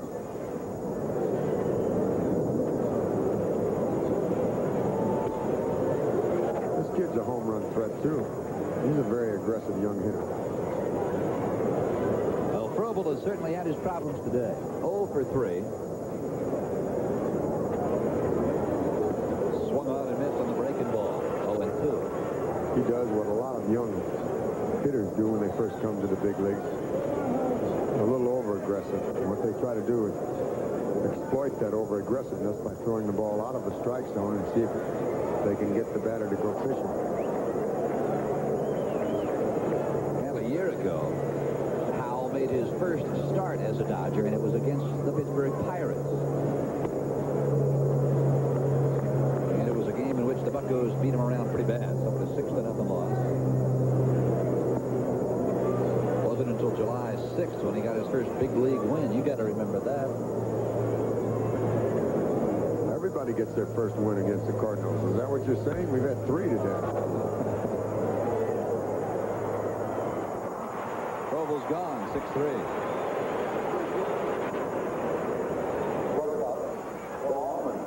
Two up, 2 down in the 10th, and here comes Billy Allman. Allman 1 for 3 on the day, struck out a couple of times.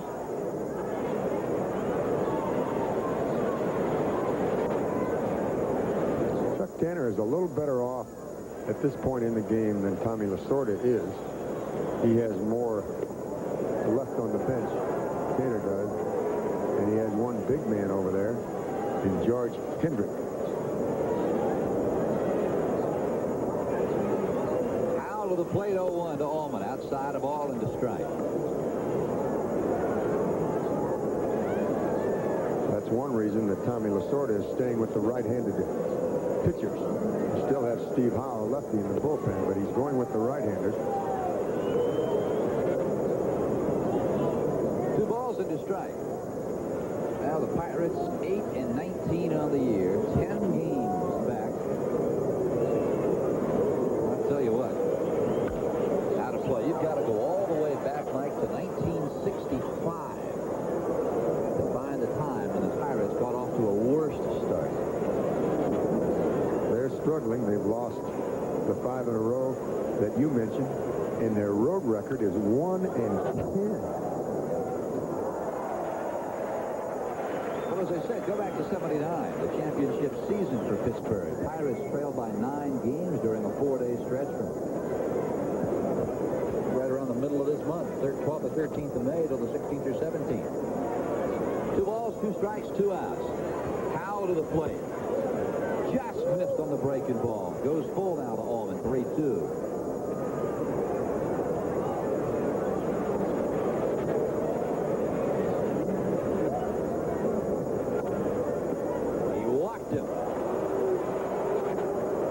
And that's Joe Orsulak, who pinch hit. Well, he didn't pinch hit. He was inserted in the ball game back in the 7th inning when Chuck Tanner put Candelaria in the game. He went to the umpire first. He removed Kemp, his left fielder, inserted Orsulak in the lineup. Then he brought Candelaria in the pitch, and he put Candelaria to bat in Kemp's spot. So that particular move could pay dividends here in extra innings. Instead of the pitcher being up, the number 9 man, he's got a regular. Runner going. Throw to second base. In there. Bang, bang. Allman contends he's safe. Here comes Tanner out of the dugout. Doug Harvey, the crew chief, says, Allman thought he had beaten the throw, and Tanner agrees. Boy, he's hot, isn't he?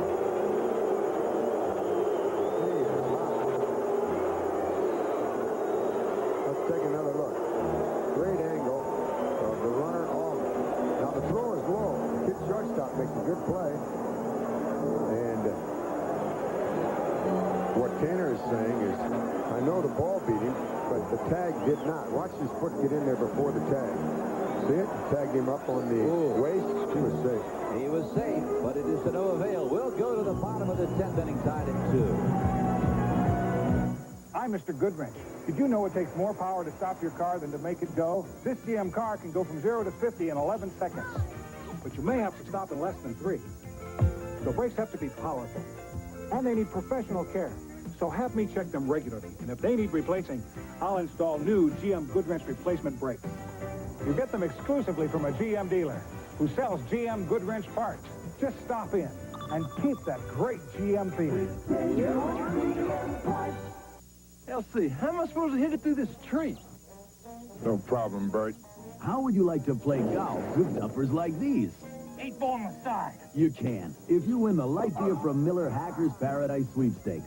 A free vacation in Hawaii for you and 3 friends. Golfing with some of the light beer all-stars. Get an entry form from this display wherever you buy light beer, or from the May 13th Sports Illustrated or People magazine. You never played golf like this before. Who's been using my razor? Mine burns me. Don't blame your razor. Use my Ice Blue Aqua Velva. It turns red-hot razor burn to cool comfort. Smooths, too. My Aqua Velva Man. There's something about an Ice Blue Aqua Velva Man. Grow a beard, huh? Not under my roof. But, Dad, this electric razor is rough on my face. Try Electric Shave. It sets up your beard so whiskers stand up and your razor glides. Electric shave! That's for an electric razor what lather does for a blade. We head now to the bottom of the 10th inning. Into the top of the Dodger order we go, and Steve Sachs will lead it off. Steve is 0 for 2. He's walked twice in the ball game, and he will look at Don Robinson's fastball. The momentum switches to the Dodgers side now. They lost the base runner, and Lasorda and his Dodgers have the leadoff man at the platter. Sachs has had 2 good cuts, but Robinson is throwing very hard.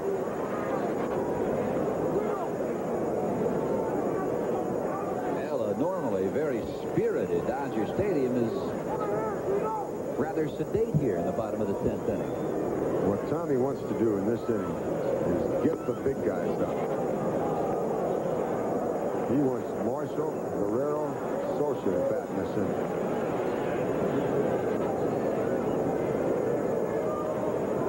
Now the Dodgers are 5-2 in extra inning ball games. The Pirates have yet to win in 2 tries. Al Sachs is flagged.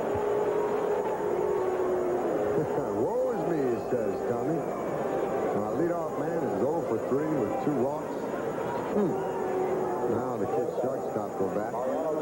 Duncan, he singled, stole the base in the first, flied to right in the third, struck out in the sixth, flied out in the seventh.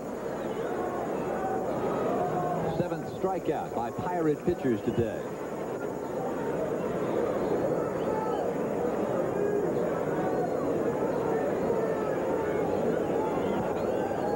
You see that swing? That's the swing that I was talking about.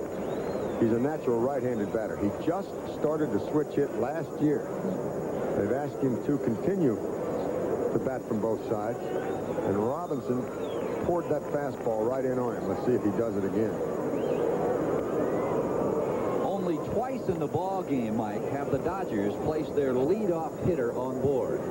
Conversely, for the Pirates, they have accomplished it only once. And each time they got that leadoff man on. In the first inning, Sachs a walk, and a walk to Guerrero in the seventh. They both came in to score. Here's the swing. You see how the youngster's tied up a bit. It's difficult to move those hands from the starting position all the way inside, especially if you are a natural right-handed batter. Now Duncan is gone. Strikeout number 8 for the Viper pitchers. Watch, you see how unnatural this swing is. See? Kind of forces the bat. That's the third strikeout for Robinson since he came on to relieve the Candyman in the 8th inning. Well, here's a guy that could send 40+ thousand home with one swing of the bat. Ooh, he just had his swing, didn't he? Here he is on a Saturday afternoon getting his Sunday cut, and Robinson continues to pump the fastball in there. One-on-one. Tied for second in home runs in the National League with Andre Dawson. Marshall with 6 on the year. Of course, Dale Murphy leading everybody with 10. Best ball Marshall hit all day came back in the 4th inning when he let off. And, I mean, he pounded a rocket at Steve Kemp. Kemp had his feet all turned around and still caught the baseball. Robinson works 0-2. Fly ball. Marvell wind to his left, waving Strobel away. And that is it. 3 up, 3 down for the Dodgers in the 10th. Nothing across. Still tied at 2. We'll be back after these messages from your local station. Monday, Jackie's back with Audrey Meadows and scenes that haven't been on TV in 30 years. Jackie Gleason presents The Honeymooners Reunion.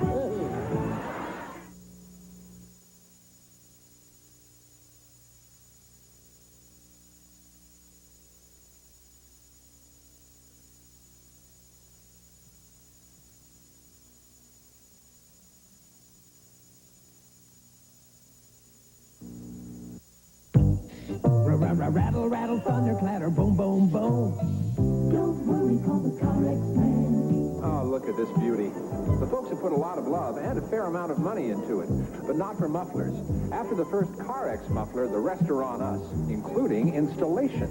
Everybody come to the Car-X man. He's great. Oh, Mom. Oh, you are too. You're great. Rattle, rattle, thunder, clatter, boom, boom, boom. You never far from the Car-X man. Mills has something new to offer you on used cars. Something new on used cars? It's Mills' better-backed used cars. Choose a quality used car from Mills' huge inventory. Then if you're not completely satisfied after 72 hours, just bring it back. They can't do that. Mills can. Plus, Mills is giving $200 to $500 cash back on the spot. If anyone can give you the best deal on a used car... And a worry-free guarantee, Mills can. Have I got a deal on tap for you? You buy any medium or large Godfather's pizza, chip in another $1.99, I'll give you this beauteous tapper filled with 80 ounces of Coca-Cola. Hey, but listen up. Every time you haul this baby back to my joint and order another medium or large pizza, I'll fill it up again, free, for an entire year. Godfather's Pizza. Hey, get in on this now, before... Into his second inning of work. Well, go back to April 24th against the Giants. Howell came on, worked 3 2/3 innings against the Giants, and fanned 8. So he can bring the smoke. Borselek is 0 for 1 since coming on to replace left field. 1 ball, 1 strike.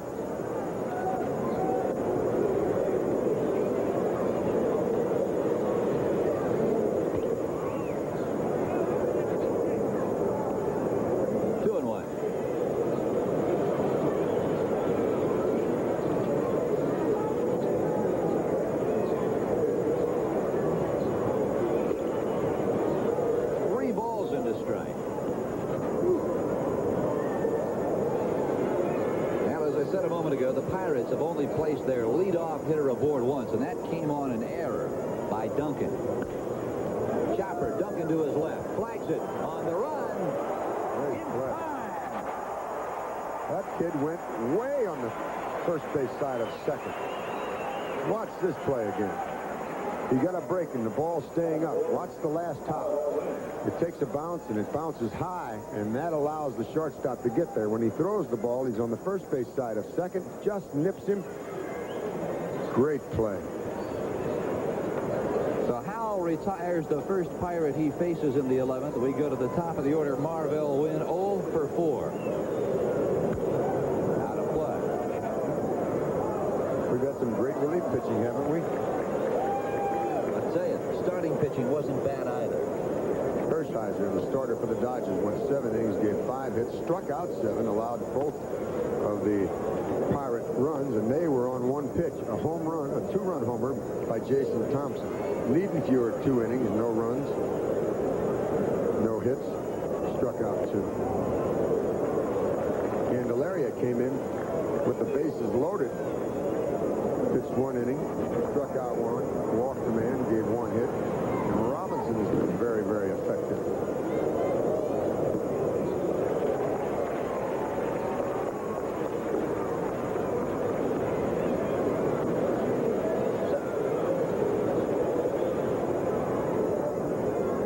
Two balls, 2 strikes, 1 out.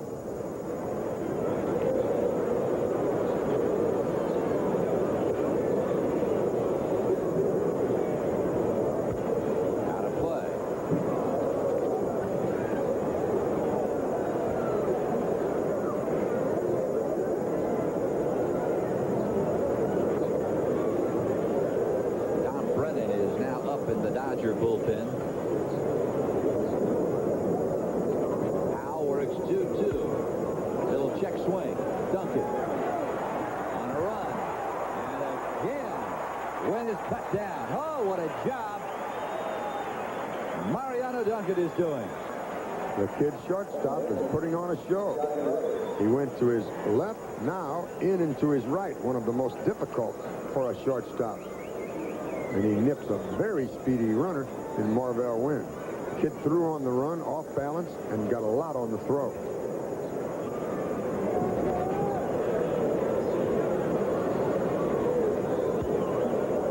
Ray swings on the first Howell offering and doesn't get it. Out of play, no balls into strike. And we have had just some superb replays today from our Los Angeles crew. Producer David Neal, our director Bucky Gunn.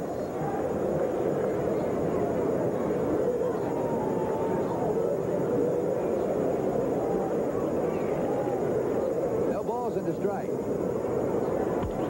Fastball, and that's the first base hit off Ken Howell today. A looping single to center.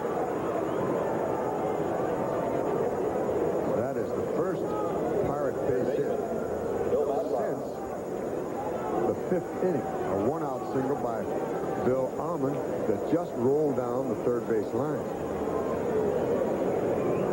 That's the first base hit out of the infield since since Steve Kemp's double in the 4th.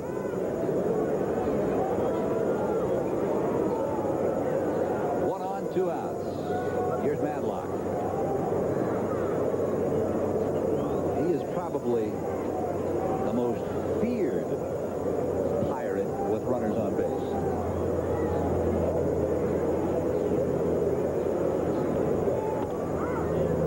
Called strike. Now the Yankees, after falling behind Kansas City 3-0, came roaring back to down the Royals 11-3. Don Baylor with a grand slam there.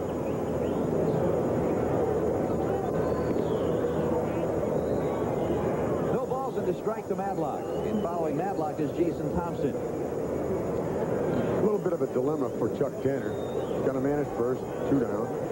Good hitter Madlock up, a guy that can handle the bat. You say, well, why isn't he using the hit and run?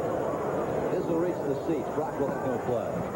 One big reason why he hasn't employed it thus far is because Jason Thompson is the man that's on deck. Now, with this count, 0-2, he could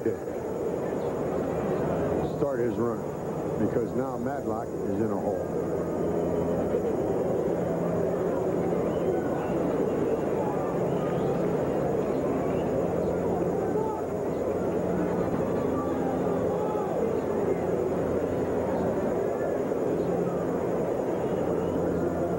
No balls, 2 strikes.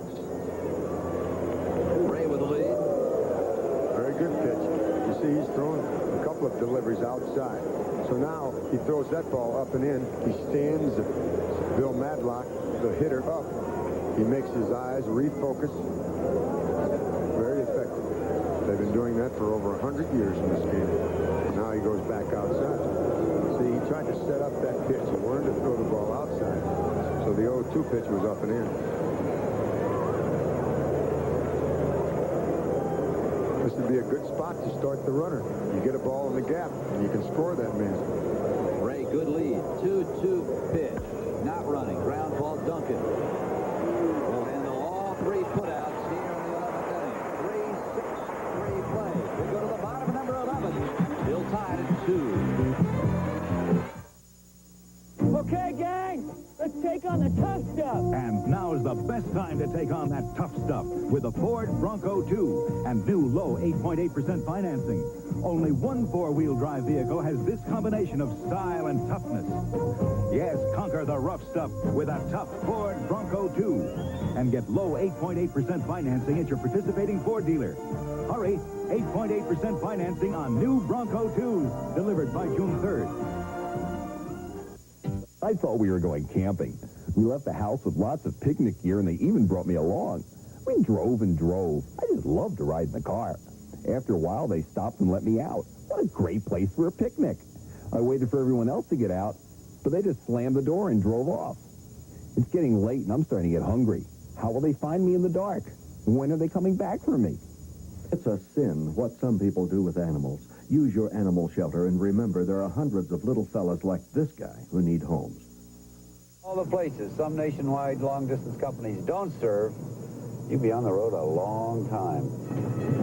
There are a lot of services you take for granted with AT&T that most companies don't have, like calling from anywhere to anywhere, operator service, and immediate credit for wrong numbers. Looks like most companies still have a long way to go to measure up to AT&T. The more you hear, the better we sound. AT&T, the right choice. Off while we wear these skirts, hush up. We incognito. I thought we in Scotland to catch them illegal distance balls. Like that? Hold on there, laddie.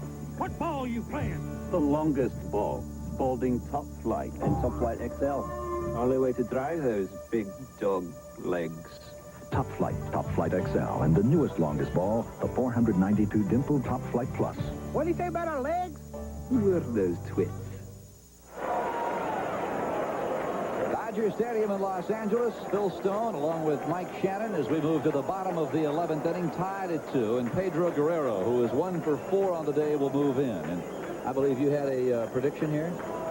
Well, Mr. Guerrero is a man that can end it in a big hurry, just like the Dodgers, the Pirates will have. If this game goes into the 12th, it will be the cleanup man, Jason Thompson, to lead it off. So it's a battle of cleanup men leading off here for the Dodgers in the 11th. If it goes 12, Thompson for the Pirates in the next. Now, Guerrero has 3 home runs, and his last one came against Pittsburgh back at Three Rivers Stadium on the 4th of May.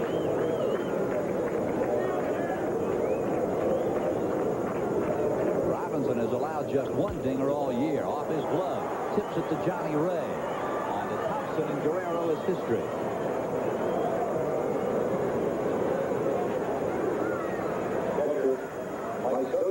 And we expect expected this ball game to end in 9. But as soon as it does, take a look. On NBC tonight, here comes the judge, His Honor Arnold J. Jackson on different strokes. Then it's fun for the whole family with the Smurfs and their Smurrific games. Give me a break, Under One Roof, and Hunter, all on NBC tonight. 9 in a row retired by Don Robinson. Socia looks at a strike. Mike 1 for 3. Walked and scored back in the 7th inning. All 3 men for the Dodgers here in this inning are home run threats.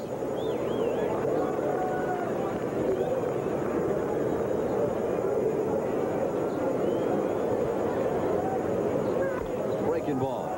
Tough play. Allman. Did he get it? Indeed he did. Billy Allman on a dead run. A long way to come.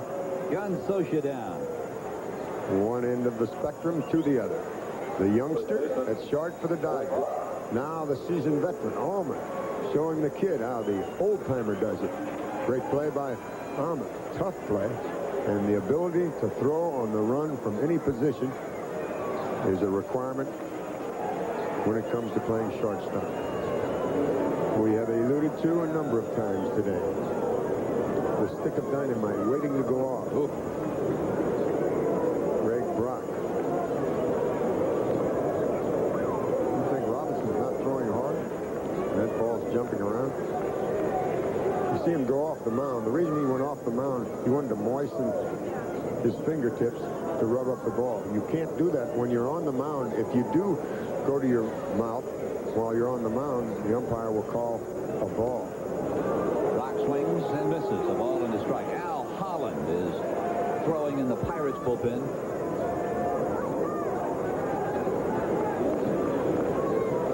They're on this youngster out here in Los Angeles. They've been booing him. He made a couple of errors here the other night that cost the Dodgers a game. And he's not hitting. He made one. It was the 9th or 10th inning against the Cardinals, if I'm not mistaken, to give the Birds a 5-4 win. 2 in the same inning, you know. Boy, he has a home run swing, doesn't he? Here's the 1-2 pitch. And again, he pounds it foul. Now, Mike, you hear an awful lot at times during the course of a season, a player isn't seeing the ball well. It appears that is true of this guy right here. What is actually meant by not seeing the ball well? Your eyes don't change. Great question. And I'll give you the answer right here as this foul ball goes out of play. You see the baseball naturally, but when you're not seeing it well, you don't see the seams on it. You don't pick the ball up out of the pitcher's hand as soon as you normally would. So consequently, when you're not seeing it well, it means you're not seeing it for a longer period of time while it's on the way to you. You talk to batters and they say, when they're hitting well, they say, oh, I'm seeing the ball. It looks as big as a balloon. It's just the opposite when you're not seeing it. And that's getting it out of the pitcher's hand and seeing it from the time he releases it all the way into the catcher's mitt. There's a shot to right field. It chases Froebel to the line. Block will round first and hold there. A 2-out base hit by the big first baseman for the Dodgers, Greg Brown. Now Tommy Lasorda will have to go to his bench again. The pitcher is scheduled next. And there's the swing of Brock. He went out after a delivery, pulled it into the right field corner. A 2-out single, and the boos go to cheers. Now Ken Howell will come out of the ball game. He was in the on-deck circle, and you wonder with 2 outs if maybe he wasn't hoping just a little bit. And is that the veteran Al Oliver, who's been hobbled by a leg injury? That's him. Coming off the bench? You bet. If I'm not mistaken, is he the only player to have the number 0 in Major League Baseball? And he's only been to the plate 7 times in a pinch hit role and has a hit. Now, you know, this guy, if he continues to play another 3 or 4 years, has a very good opportunity to go into the Hall of Fame. Now, would you retire his number? 0?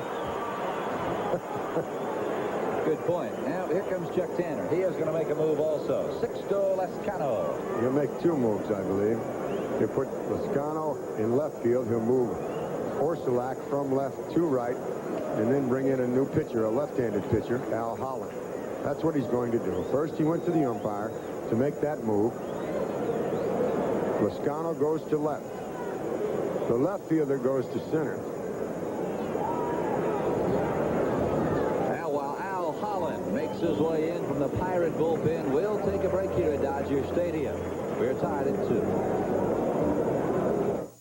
Today's NBC Game of the Week is being brought to you by Light Beer from Miller. Everything you've always wanted in a beer and less.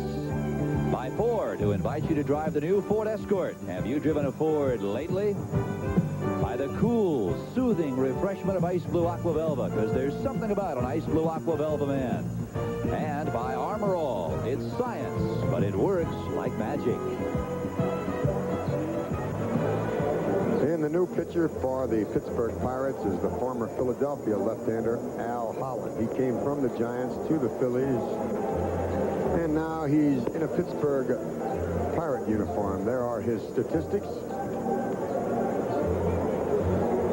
And Mr. Holland, since his acquisition from Philadelphia on April the 20th, has appeared in 8 games and retired 42 of the 50 batters he's faced. New left fielder for Pittsburgh is Sixto Lascano, a refugee from the American League. And Orsulak, who was in left, moves into center. Marvell Wynn leaves the ball game, so that means that Al Holland, the pitcher, is batting in the leadoff spot.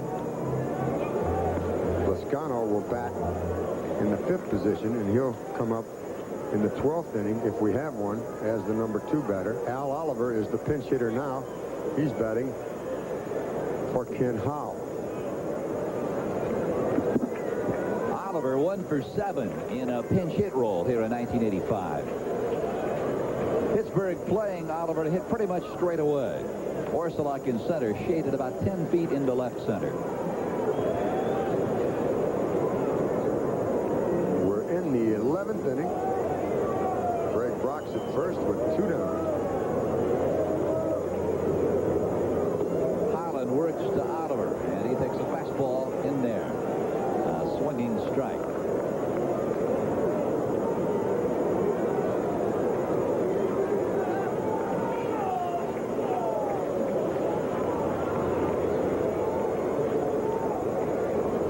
Al Oliver hasn't played in quite a while. He hasn't seen any live pitching in quite a while. He's had an injury. But Tommy Lasorda has depleted his bench, and Oliver's in there now. And he's facing a pretty tough customer, Mike, in Al Holland. I'll tell you, since his acquisition from the Phillies back in April, Holland has appeared in 8 games as a Dodger, or pardon me, as a Pirate, and has retired 42 of the 50 batters he's faced. Al Oliver, a former Pirate, as you well know, went to the Rangers, came back to the National League, went to the Montreal club. Now he's wearing the Dodger uniform. This guy has mucho base hits in a big league uniform. I think he's over the 2,500 mark.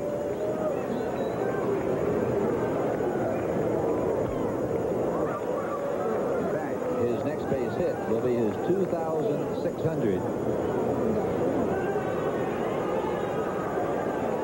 He'd like to give his mother a Mother's Day present, a 2-run homer in the 11th, and make it his 2,600 of his career.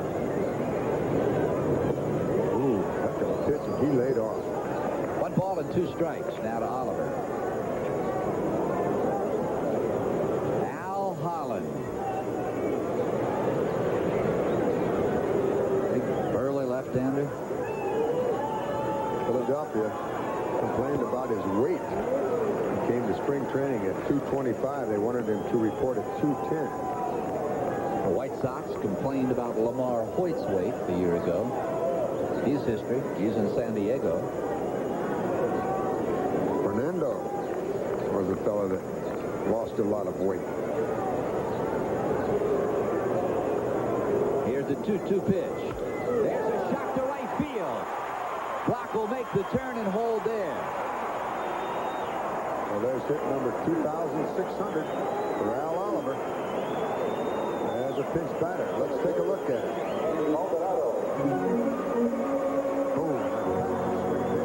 You see him with the bad leg, hobble down there. Now we'll get a pinch runner off the bench. That will probably be a pitcher, I would assume. Tommy's running out of players over there. Al gets a nice hand as he walks off. Yeah, that's Rick Honeycutt, isn't it? Rick Honeycutt will come in and be the pinch runner. What a game. Number 40, Rick Honeycutt.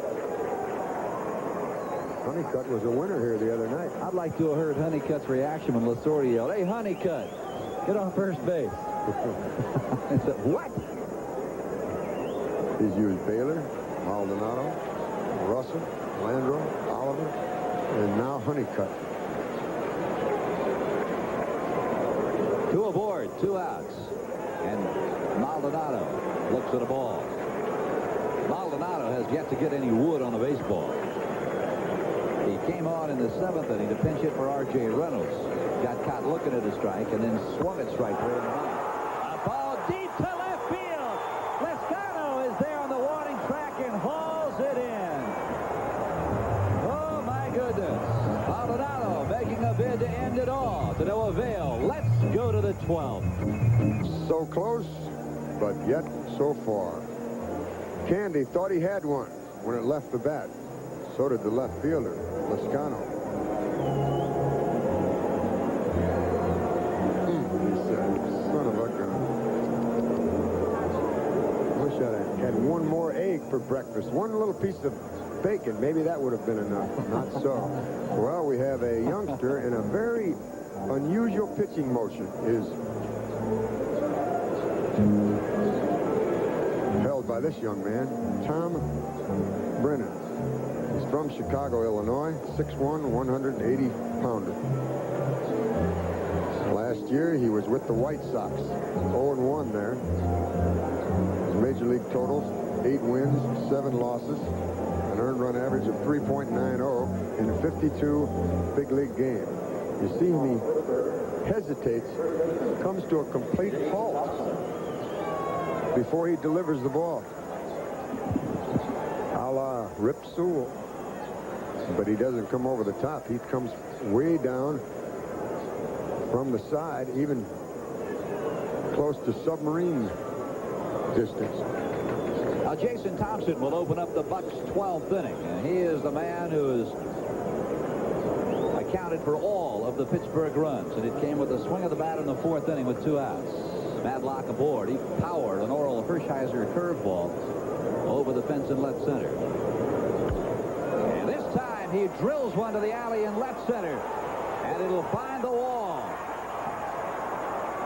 Maldonado and Russell chase it down. And Thompson is aboard at second base. And he pulls up lame. Jason Thompson is hurt standing at second. It's been a while since he's had to run.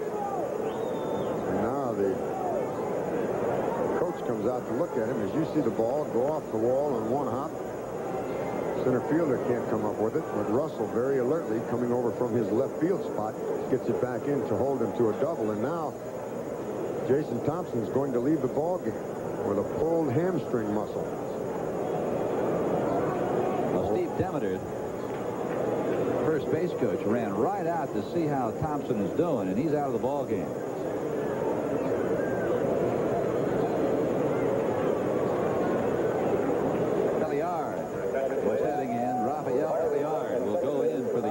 Jason Thompson. Rafael Belliard. The batter, is the new runner out at second base. This ball game is getting down to the bench, isn't it? Oh, we're in the 12th. It's 2-2. It's 2 runs, 7 hits for each club. The only error in the ball game is by the Dodger shortstop. Now what do? Do you swing away or do you go to the sacrifice? I say he'll let him swing. I think you're absolutely right, particularly Sixto Lescano. Last year he hit 9 of his 14 home runs against right-handers. Well, wrong again. First time I've been wrong. Wrong again. Dodgers moved to L.A. That may be a ploy. It'll be deception on the part of Chuck Tanner trying to deceive the Dodger infielders. If he switches off now, he has both the infielders, first and third, pulled way in on the grass.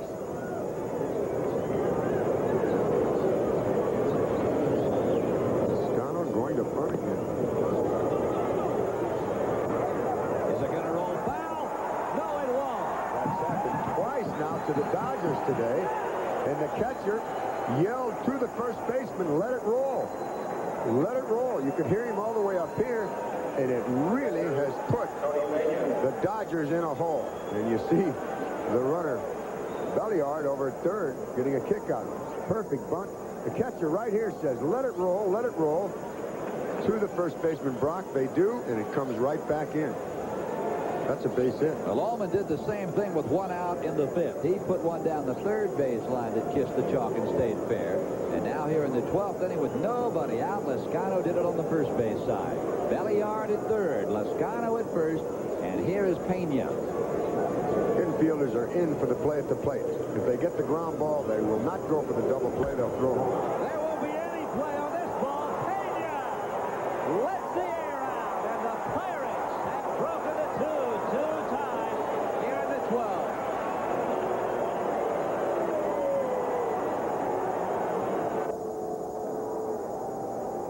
Wait till you see the greeting that Tony Pena gets when he arrives in the Pittsburgh dugout.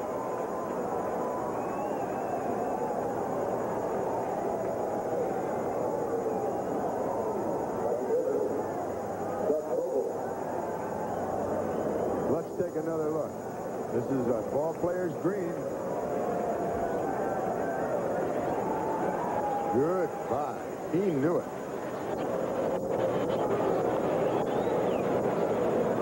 Now, Tony hit 15 a year ago in an all-star season. And today it is home run number 1. In 85, it comes off Tom Brennan. There's the curveball to Doug Frobel. It's a ball. 1 ball, 1 strike. Still nobody out in the 12th. Tommy Lasorda having one of those days. Check that. It is Pena's second home run of the year. 2 balls and 1 strike.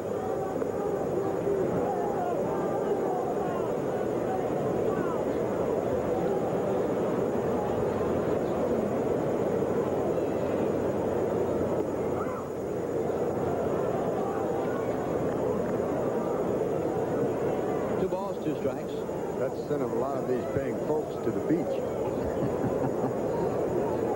I'll tell you, they won't be any happier there. We haven't seen the sun since yesterday. Shot down the right field side. It's foul by 5 feet.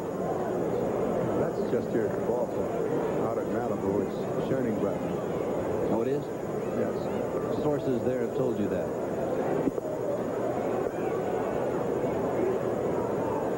Marina Del Rey. All up and down the coast. Robo with the count of 2 balls and 2 strikes.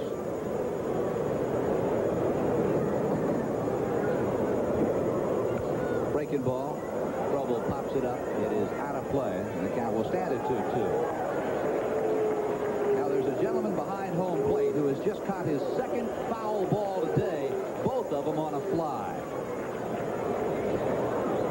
Oh, my goodness. Just flew in from Honolulu, that guy. He's got 2 souvenirs.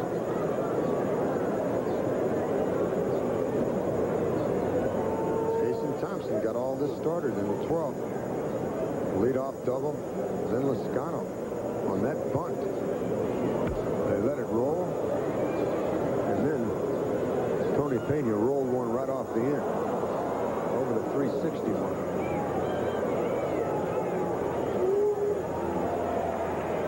Correct me if I'm wrong. It would seem to me part of the reason for a pitcher taking the full windup is to get the momentum started to get the ball to the plate. Fly ball, popped up. That's Duncan, and Frobel's gone.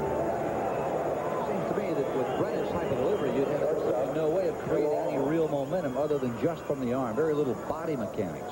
Well, what you have to do is you have to acclimate yourself to this man's delivery. Well, on NBC tonight, here comes the judge, His Honor Arnold J. Jackson, on different strokes, and it's fun for the whole family with the Smurrific Games. And will wedding bells ring for Julie? Yeah, not if Nell has anything to say on Gimme a Break, followed by the comedy hit Under One Roof. Then a sniper stalks the city. Can Hunter track him down before Dee Dee becomes his next victim? Find out tonight on Hunter on NBC. And on the West Coast, all of those shows will be seen at their regular time. Brock chasing Allman's pop-up into foul territory, and Greg retires Philly.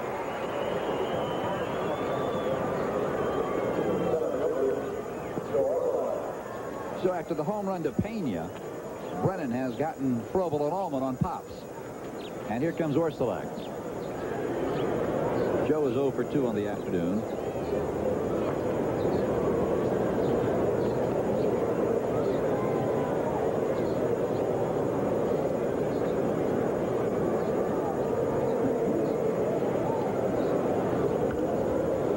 Out of play. In the Dodger 12th, it'll be Russell, Sachs, and Mariano Duncan.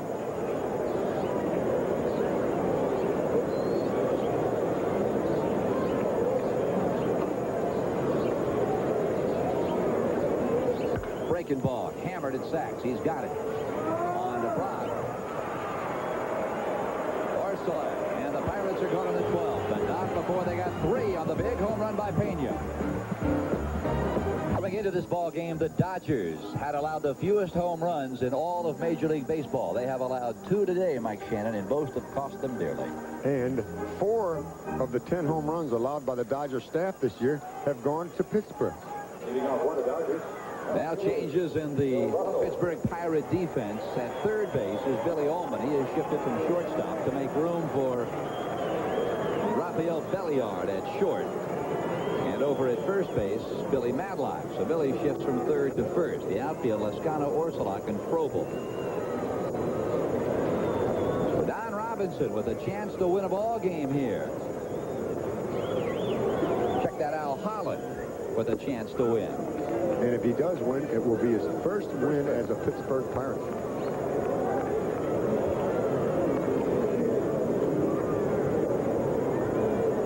Russell, Sachs, and then Duncan. Russell sends it foul to the seats.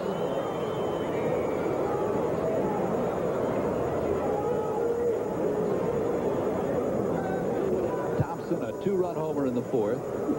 Tony Pena, a 3-run hammer shot in the 12th with nobody out, following a double by Thompson and a base hit by Lascano. Here's the 0-2 pitch from Holland. Breaking ball rides high, 1-2.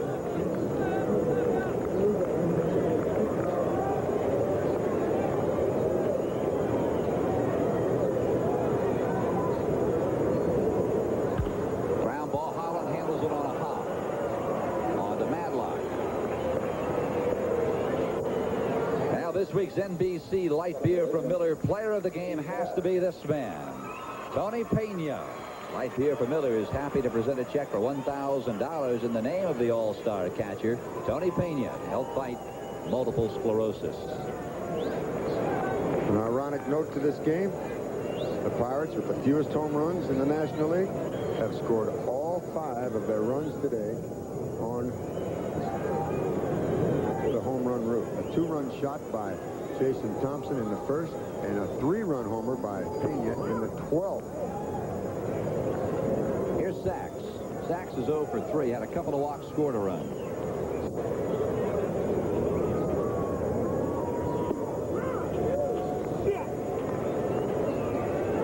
If you like baseball, we've had it for you today, haven't we? A doubleheader.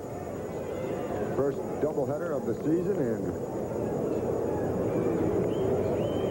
we go 12 innings in the second one, if in fact it does end. Ground ball. Belliard, a 1-hopper to Madlock. How about Mr. Madlock? He moves from third to first, and watch this play as he helps out the young shortstop. The throw goes goes in the dirt, and watch Madlock with the scoop. That was a heck of a play. The executive producer of NBC Sports is Michael Wiseman. The coordinating producer of NBC's baseball coverage is Harry Coyle. Today's Game of the Week was produced by David Neal. Directed by Bucky Gunts. Our technical director, Ray Figelski. Associate director, Ray Vanassi. And our production associate, Ramon Plaza.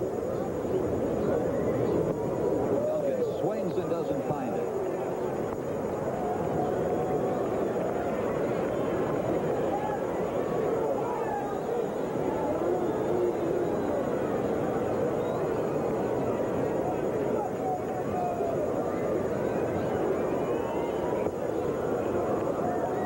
Two strikes.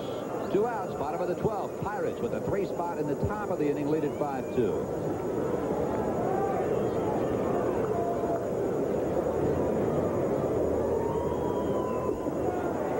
And that is it.